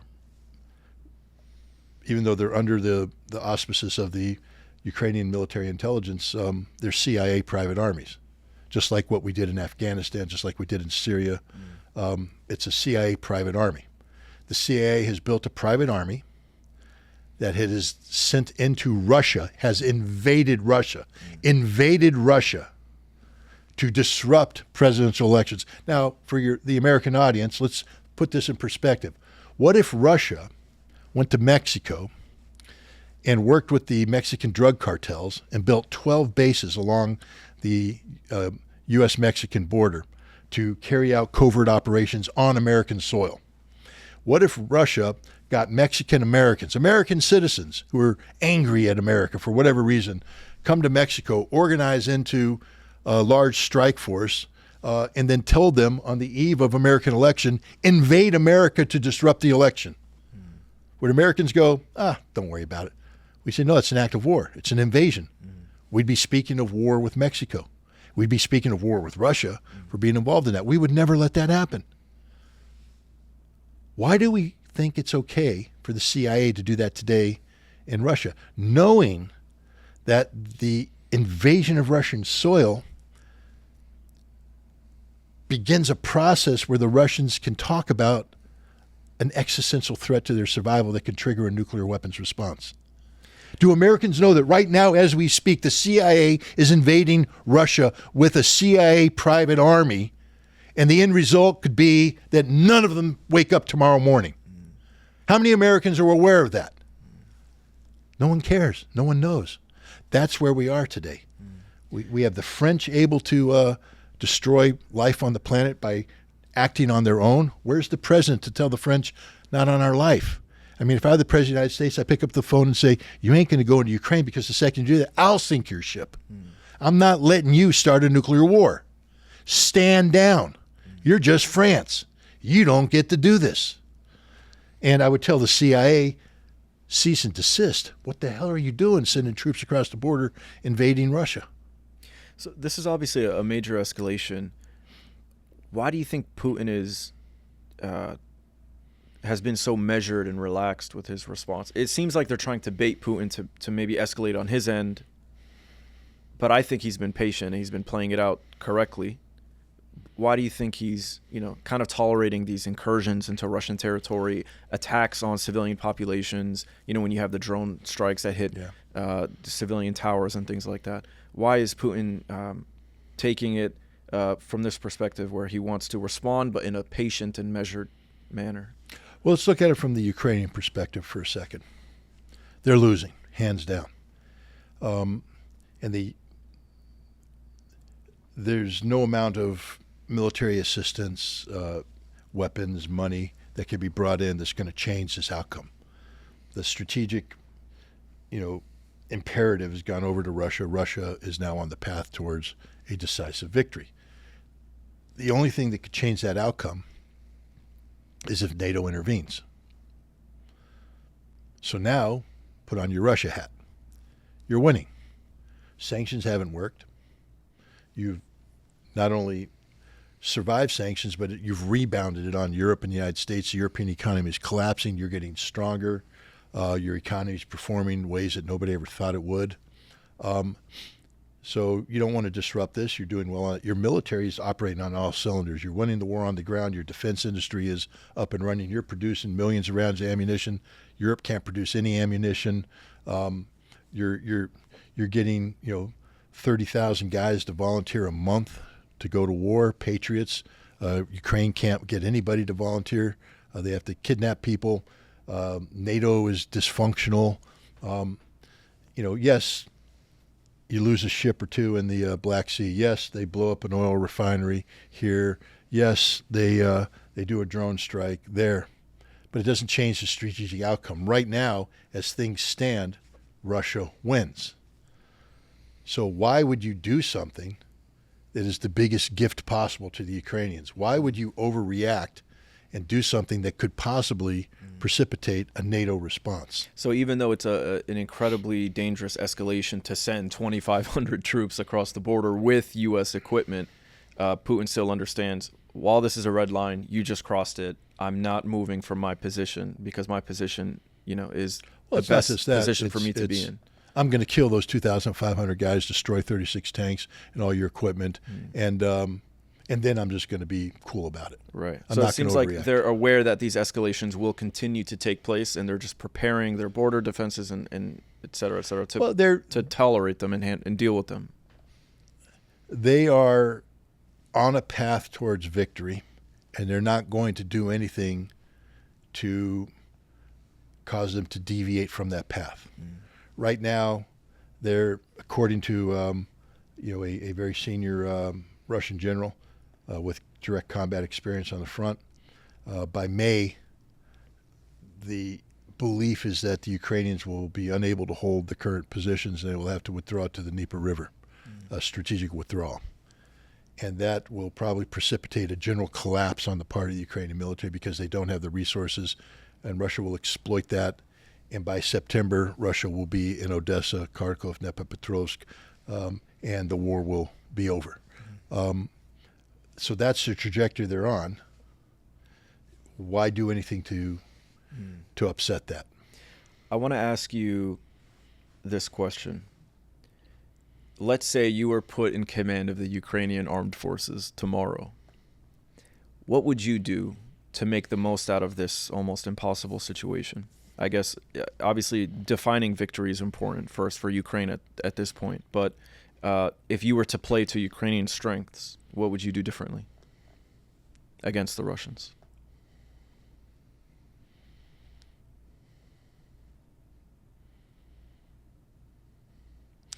I would go ahead and withdraw to the Dnieper River and preserve as much of my combat power as possible. I would create a flexible defense approach outside of Odessa, similar to what the Russians did outside of in Zaporizhia, to basically make the Russians come into my strength, so to make them pay a price. I would do the same thing to the west of Kharkov, create flexible defense, and I would make the Russians come to me, and I would make them pay as dear a price as possible. Meanwhile, while I'm doing that, I would go to Kiev and I would kill Zelensky, take over the Ukrainian parliament, declare martial law, and tell the Russians we're ready to bring this thing to an end. If you want to fight, bring it on. I'll fight you. I'm organized to do that right now, and I'm going to kill as many of you bastards as I can. I'm going to slaughter you. You may win, but I'm going to kill so many of you, it's going to be a Pyrrhic victory. So come at me. I'll crush you. You may kill me in the end. You're going to kill me in the end. I accept that. But I'm going to kill so many of you, it's going to hurt. But right now, I'm willing to talk terms. We can bring this thing to an end. I'll give you Crimea, Kherson, Zaporizhia, Donetsk, Lugansk. Those are yours. But I get to keep Odessa. I get to keep Kharkov. I get to keep these others. And it's important to keep Odessa because it seems like that would be their only port on the Black Sea, correct? Yeah. The problem is Russia's probably not going to let them keep Odessa because, unfortunately, Ukraine has shown that Odessa in the hands of a power that potentially is hostile to Russia is a strategic threat to Crimea and the Black Sea. So I don't see Russia allowing this war to end. So let's say Ukraine makes peace with the Russians, and there is then, I'm assuming, going to be some type of economic collaboration to rebuild Ukraine and to service Russia, not just strategically, but also, you're right next door, we might as well do business with each other. What sort of things could Russia do after the war to improve relations with Ukraine and economically redevelop? Like, is it as simple as turning back on the gas pipelines, investing in the country? I think, again, it depends on the political solution that's reached. I look to Chechnya and the Chechen model as a guide. They fought 2 wars. There was a lot of hatred. People talk about the enmity between Russia and Ukraine today. Think about what it was between Russians and the Chechens. It was a bloodbath. They hated each other. Look at Chechnya and Russia today. The Chechens voluntarily send tens of thousands of troops to fight side by side with the Russians against the Ukrainians. Chechnya is a thriving nation. Grozny, which looked like Stalingrad in 2002, is a modern, thriving city. Chechnya is doing quite well. That could be Ukraine. One of the things about the Chechen model is that the money that Chechnya earns through energy production doesn't go to Russia; it stays in Chechnya. So you could theoretically come up with a scenario that allowed Ukraine to avoid, sending money to Moscow, where Ukraine would invest its resources directly into Ukraine, just like the Chechens do. You could come up with a model where Russian cities collaborate with Ukrainian cities to rebuild, revitalize. There's no reason why Ukraine couldn't be a economically viable part of a Russian sphere of influence, whatever we want to call it. I mean, there's some people who think that Russia is going to absorb Ukraine. Other people think that Ukraine will remain an independent state along the line of Belarus. I don't know how it's going to be, but the bottom line is whatever Ukraine is, there's no reason why it can't thrive. And, but the key there is mutual respect. The Chechnya is a Muslim country, a Muslim republic. They are defined by their faith, and yet they're part of a Russian Orthodox federation. Ukraine has a significant percentage of their population which is Greek Catholic. There's no reason why the Greek Catholics and the Orthodox can't peacefully coexist and live together and stuff. The Chechen model is a good model to base a potential reconstruction model of Ukraine on. Let me ask you this. So this war is, I think, correctly perceived as being dangerous, unnecessary, and almost counter to U.S. interests. But I'd like you, if you can, to play, I guess, devil's advocate, or to say it differently, put yourself in the shoes of whoever is behind this from the United States' perspective, the instigation of this war to try and destabilize Russia. Is there any way to look at this war as actually being in the interests of the American people? No. There's no way you can spin this war to be in the interest of American, because we failed at everything we wanted to achieve. I mean, in theory, when we were starting to do this, the theory was that we would keep Russia down, that we would never allow Russia to stand on its own 2 feet, that we would have a Russia return to the era of the 90s. We wanted a Yeltsin 2.0. We don't want Putin. In theory, if we could have successfully implemented what we wanted, we would have had a weak Russia, et cetera. And then you could, in theory, say that it was better for the United States, although I think it's unrealistic given the fact that Russia's a nuclear power and it could have precipitated a nuclear conflict. It's sort of stupid thinking to talk about bringing Russia down. We lost our greatest asset when it came to managing Russia, and that was the interwoven character of the Russian economy and the Western economy that had developed from the 90s and continued up until 2022. Fully 30% of Russia was tightly interwoven with the Western economy, and that gave the West tremendous leverage over Russian politics, etc. Putin had to engage in certain policies because he couldn't alienate the West. The West was a reality. The oligarchs continued to leech on to Russia because of this relationship. It weakened the Russian economy. So if I'm an American that wants Russia weak, the last thing I would do is sanction Russia. What I would do is encourage more Western trade with Russia to further dilute, Russia's economic unity, to further ingratiate Russia in with the West. And yet we did the exact opposite. We sanctioned them, and then we froze all the assets of the oligarchs, destroying their viability, and we compelled Russia to go through shock therapy to restructure its economy so that there's no interwoven nature with the West. We've lost all leverage. We have no way to leverage ourselves on the Russian economy today. Sanctions have failed. The more we sanction them, the stronger Russia gets. We failed there.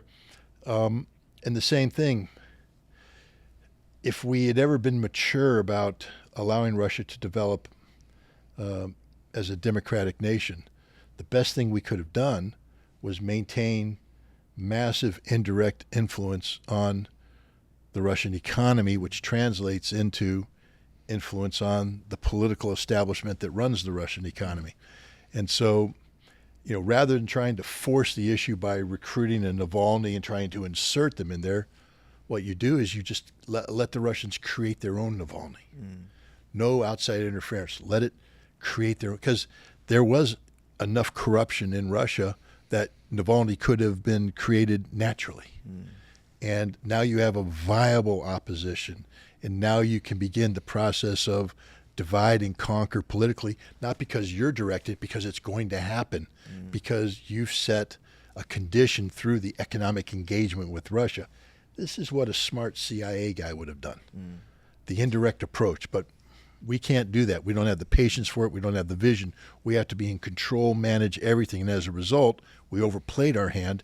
And today, Russia has been freed of all the potential points of leverage that the United States could have had over its economic, social, and political development. Russia now is truly an independent, sovereign state, self-sufficient, stronger than it's ever been. And, in a way, I view that as a good thing. I always believe that it's best that we deal with a nation that's living up to its full potential, because then it's an honest relationship based upon genuine capabilities. I don't like the idea of the United States exploiting a weaker nation to try and manipulate outcomes. I think that's bad policy. So I like a stronger Russia. Here's why I ask that question. Russia obviously has, if not the most, they have the second most amount of natural resources on Earth. They are on the eastern flank of Europe. They're not sandwiched between other competitive, highly developed Western European nations. And so while they have a large Western border, they do have the luxury to, they're not Poland sandwiched between Germany and Russia in World War II. And so they have a tremendous amount of resources. And the way I view, if I were to look at it from the U.S.'s perspective, let's say, the way I view it is that the Russians, by virtue of their existence as a unified state with the most amount of resources, they have the biggest bones to grow into. And so if the U.S. didn't instigate this conflict and sever the relationship economically between Russia and Western Europe, then they may have allowed Russia, not because they're not a threat today, but maybe in 50 years, if left alone, continuing to do business with Germany, Nord Stream 1, Nord Stream 2, getting economic investment from Germany that perhaps in 50 years, then they could really challenge U.S. power in Western Europe. So from that perspective, does that make sense to you as maybe trying to stiff arm them well in advance, even though they should be maybe more focused on China, who's a closer peer competitor? But do you understand what I'm saying? Russia's ability to grow into the natural abilities they have as a unified state. Well, that was the whole purpose of the American policy was to prevent that from happening. Our goal was to weaken Russia, keep Russia weak, to divide Russia, to have Russia break up into several constituent parts. Neither one by themselves could represent a threat to the United States, and we wanted to keep them from, consolidating this potential under a single entity. So we failed.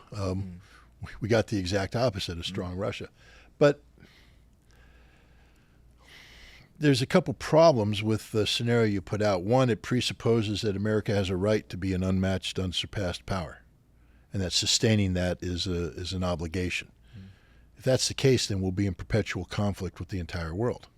And the other one, it suggests that America is unable to compete on equal terms with the world. That in order for us to be competitive, we have to game the system. And that shows that we're the weak party. I think the problem is that the United States lacks the imagination at this point in time to envision a world where we are equal to other powers.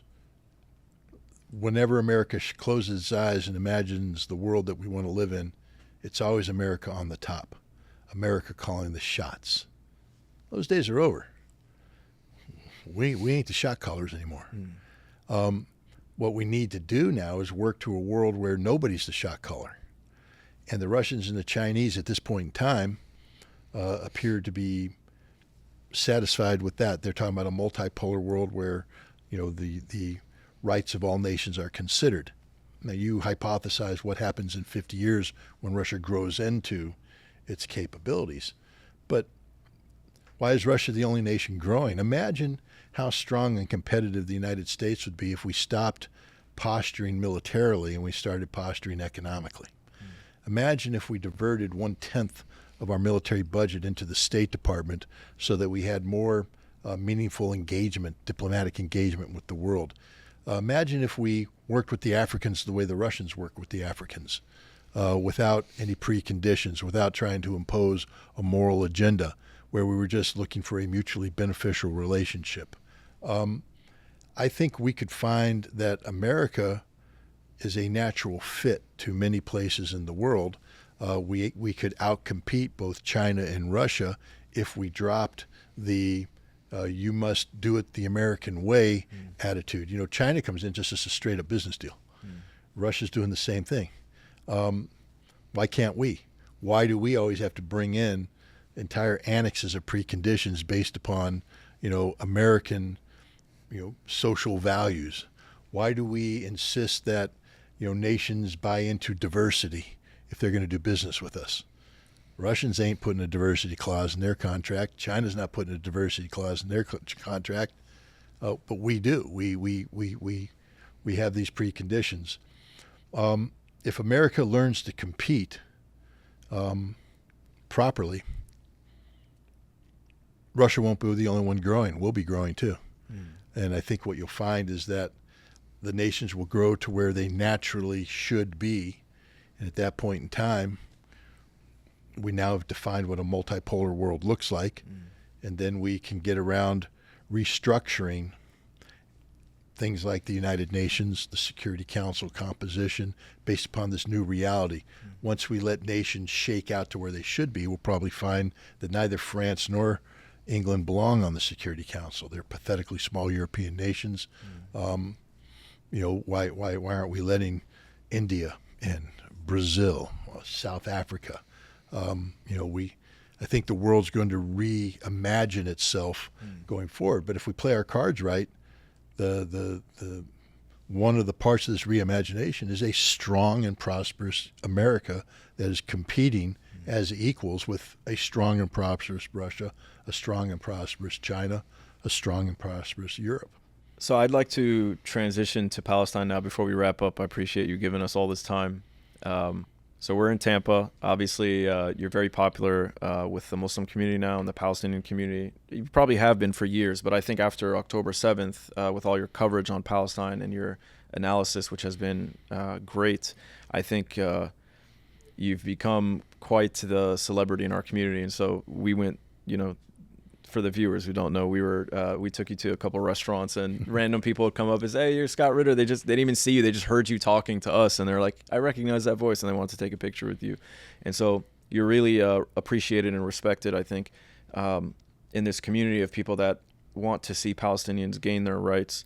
And that's because of your analysis. That's because of, you getting on Judge Napolitano and other YouTube channels to discuss the Palestine issue. So I want to talk to you about October 7th specifically. I produced a video for Propaganda & Co. that went viral that tried to bring the conversation back to what actually happened, because there was, the atrocity propaganda. Afterwards, we were all talking about what didn't happen. Okay, these atrocity propaganda lies didn't happen, the beheaded babies, et cetera, et cetera. So we wanted to bring the conversation back to what actually happened. And we sourced a lot of that information from the article that you wrote, breaking down the attack on October 7th tactically. Now, because I don't want to get demonetized or deplatformed, let's just talk about it from a tactical perspective. October 7th, resistance fighters in Gaza, who we'll refer to them instead of using their actual name, but the resistance fighters in Gaza carried out some sort of attack on October 7th. From a military tactical perspective, can you share with us what you wrote in the article? Sure, but it's more than just a military tactical. It was a strategic operation. Can you explain the difference? Yeah, I will. But I just want everybody who's listening to close your eyes for a second and imagine the world on October 6th. Ask yourself the question of, what was the status of Palestinian statehood? And I think almost everybody would agree that there was no movement at all on Palestinian statehood. What was happening in the world, there's people were talking about a India Middle East economic corridor linking India through United Arab Emirates, through Saudi Arabia, through Jordan, into Israel, and from the port of Haifa onto Greece and Europe. And just imagine, just listen to what I said. A economic corridor linking the United Arab Emirates, Saudi Arabia, Jordan, and Israel. The world was talking about integrating Israel into a greater economic cooperation scheme. That's what they were talking about. When Benjamin Netanyahu spoke at the United Nations General Assembly, the General Assembly debate in September of last year, he showed a map talking about this corridor. On that map, he had a depiction of the state of Israel. Nowhere in there was a Palestinian state. Nobody was talking about a Palestinian state, and that's the point I'm trying to make. On October 6th, a Palestinian state wasn't even in the imagination of anybody, realistically speaking. After October 7th, that's all people are talking about. That's the strategic implication of what happened there. That's the shift. And you have to look at it. So now, how did that shift occur? Now we come down to the nuts and bolts of it. In order for that to happen, whoever planned this operation needed to create the conditions to change global opinion. How do you change global? Let's reverse engineer it. Instead of starting at the small level, let's bring it in from the big picture. So now we're talking Palestinian statehood is on the agenda. The world's talking about that. But to make that happen, the world has to agree that there is a need for a Palestinian state. But if the world opinion prior to that on October 6th wasn't there, was siding with Israel or was just ignoring it, how do you get that? You have to generate something that can trigger change on a global scale. And in order to do that, you have to change the dynamic that is involved in how the world views Israel. So you're going to have to get Israel to do something that changes global opinion about Israel. So the thing you want Israel to do is that which Israel is inclined to do through their doctrine. And we know this because of the experience of 2006 in Lebanon, when Israel fought a 33-day war with Hezbollah to a standstill and was so angry and frustrated that they carried out a policy of collective punishment on the Lebanese population of West Beirut. I think it's a suburb, the Dahiwa suburb. I'm sure I'm saying that word wrong, but the people know what I'm talking about. Indiscriminate bombing, slaughtering of civilians, not for a military objective, but to punish the civilians for supporting Hezbollah. This was now official Israeli doctrine. The Air Force bragged about this mowing the grass thing. So how do you get Israel to do this? You have to create an incident that provokes Israel into carrying out these literal war crimes. So now what does that entail? It's not firing rockets. The resistance fires rockets all the time. It doesn't precipitate that. It doesn't even have to be it can't be an act of terrorism, because random acts of terrorism have occurred over time that don't necessarily precipitate. It has to be a massive action that shocks the sensibility of Israel. A raid. See, a raid is a unique military operation. It involves leaving a prepared defensive position, advancing into enemy territory to carry out a variety of objectives, and then to withdraw back to prepared defensive positions. Oftentimes, the raid is designed to lure the enemy in pursuit so they can be ambushed. So now, that's exactly what Hamas did. Now, to do that, Hamas needed to do a couple things. First of all, the Israelis had near perfect intelligence coverage of Gaza. They had surveillance everywhere. So Hamas if they're going to lure the Israelis into an ambush situation, they have to create a scenario where the Israelis don't have perfect intelligence.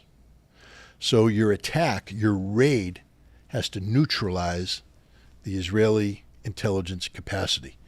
This included the array of sensors along the border, the cameras that looked in there, the radio intercept capabilities, human intelligence monitoring. All of these things became targets that had to be attacked by Hezbollah and neutralized. They had to embarrass the Israelis because it couldn't just be an attack that could be repulsed. They had to attack on a scope and scale that inflicted casualties on the Israelis.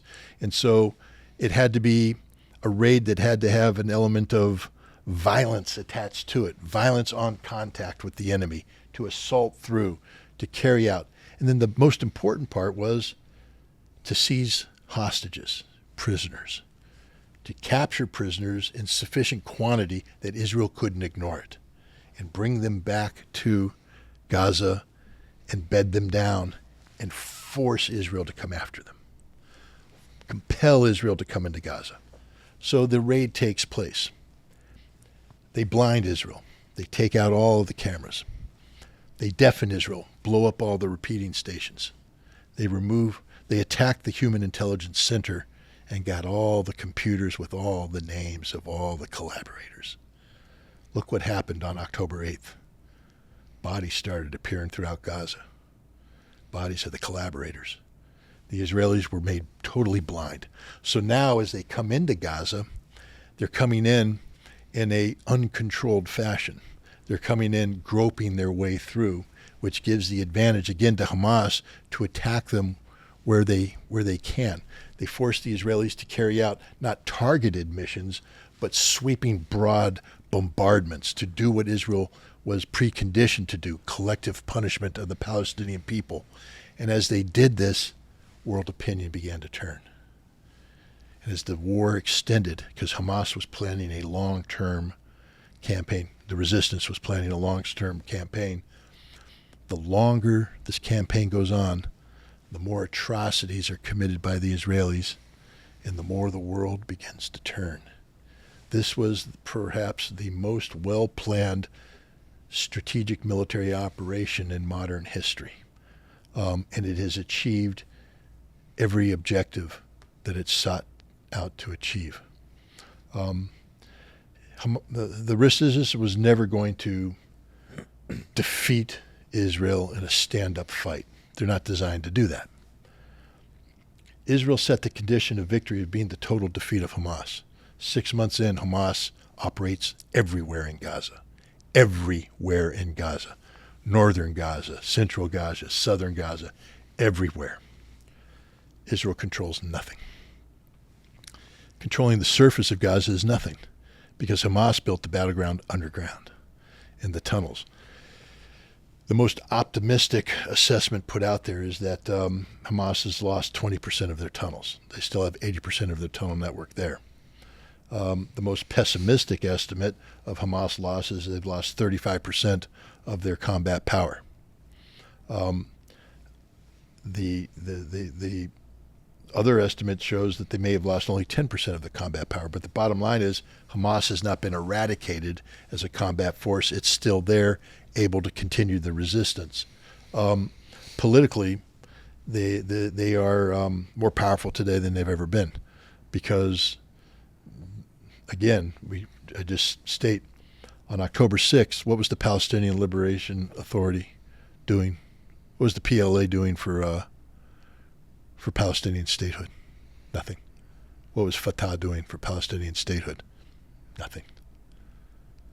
On October 7th, the only entity doing something for Palestinian statehood was the Gaza-based resistance.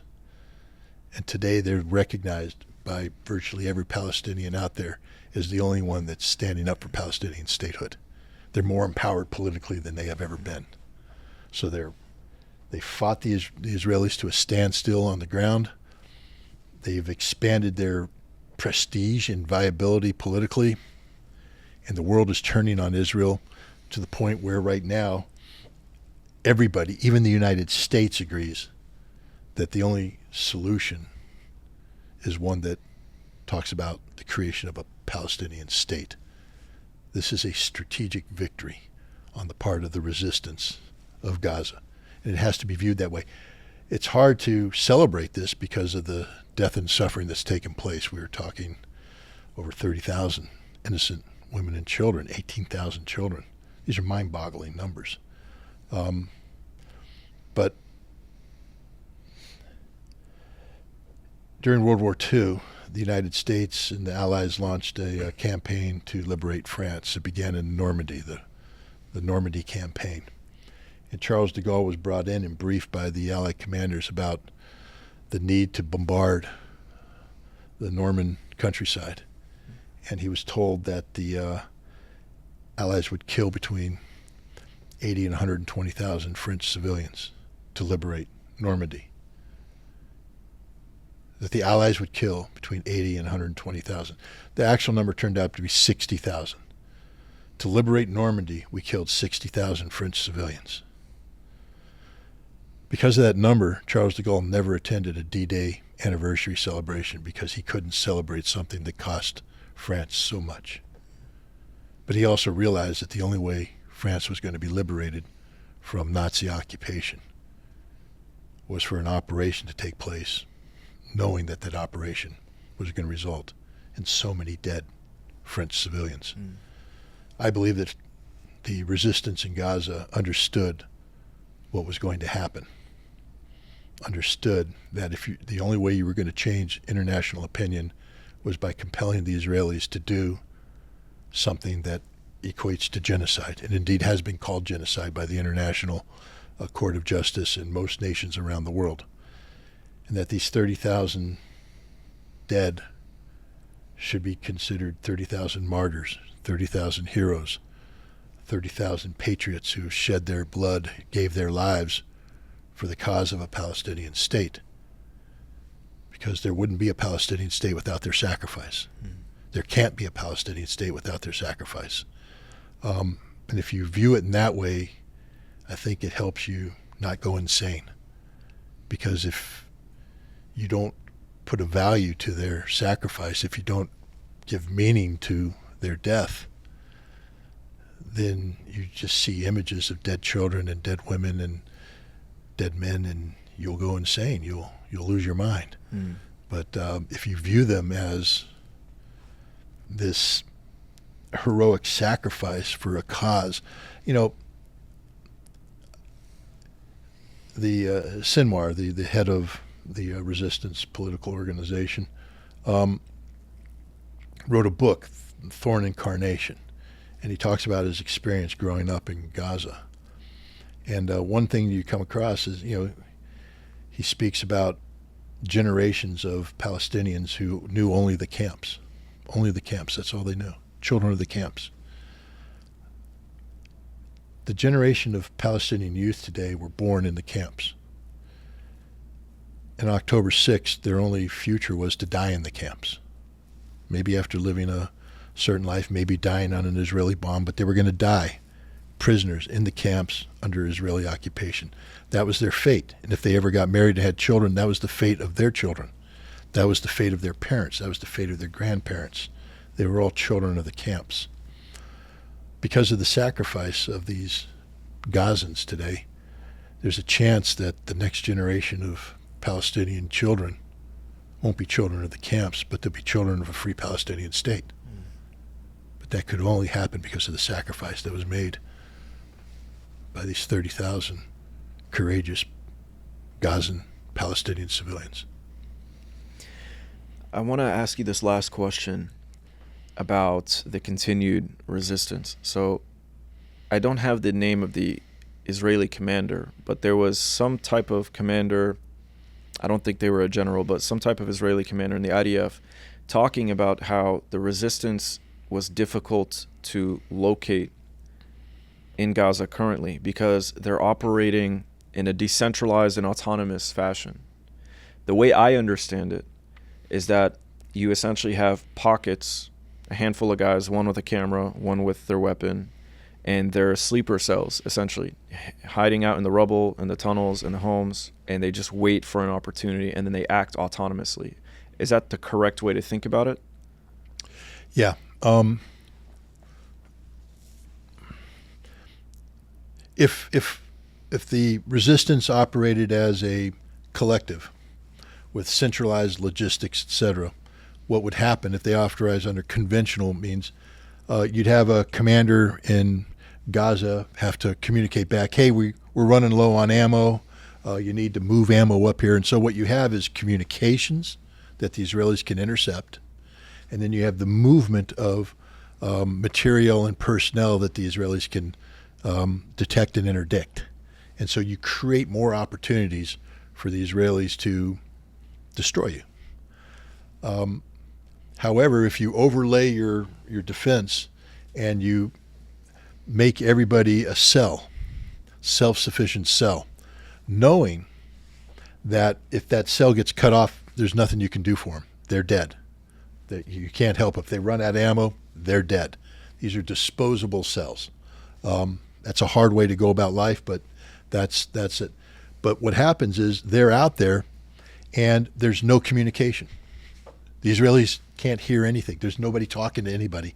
There's no movement of material. It's all there. And so the Israelis have to go in and find each different node.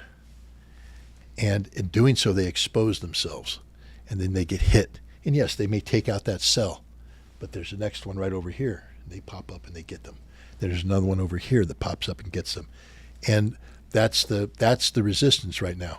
And when you take the potential of 60 to 85,000 men and you break them down into 3 to 5 man cells, that's a whole bunch of 3 to 5 man cells hanging out there, sipping water, eating a date, waiting with an RPG for the Israelis to make a mistake. And the Israelis make mistakes every single day because they're afraid, because they're tired, because they're nervous, because they don't understand the battlefield they're in, because nothing makes sense. What looks like a secure facility isn't a secure facility. Wherever they go, they become exposed to potential attack, and it wears on their nerves. And the resistance is just hitting them every day, wearing them down. Israel will never defeat them because there's nothing to defeat. You know, you spend all your effort, you get a cell, okay, but there's another cell that you don't know where it is. And it's going to pop up, and you're going to lose 2 guys. Another cell pops up, you lose 7 guys. Another cell pops up, you lose 3 guys. And it's just a death of 1,000 cuts. And I think that's the situation that we face right now in Gaza. Okay, Mr. Scott Ritter, thank you so much for partaking in this podcast. It was wonderful to have you here in Tampa, Florida. We also had a live event that we documented. We'll be sharing that online as well. So I just wanted to thank you again for taking the time, especially at this late hour during the month of Ramadan, taking the time, to converse with us and share your knowledge with our audience. I really appreciate it. Well, thank you very much for having me, and I hope we get to do it again sometime. Absolutely.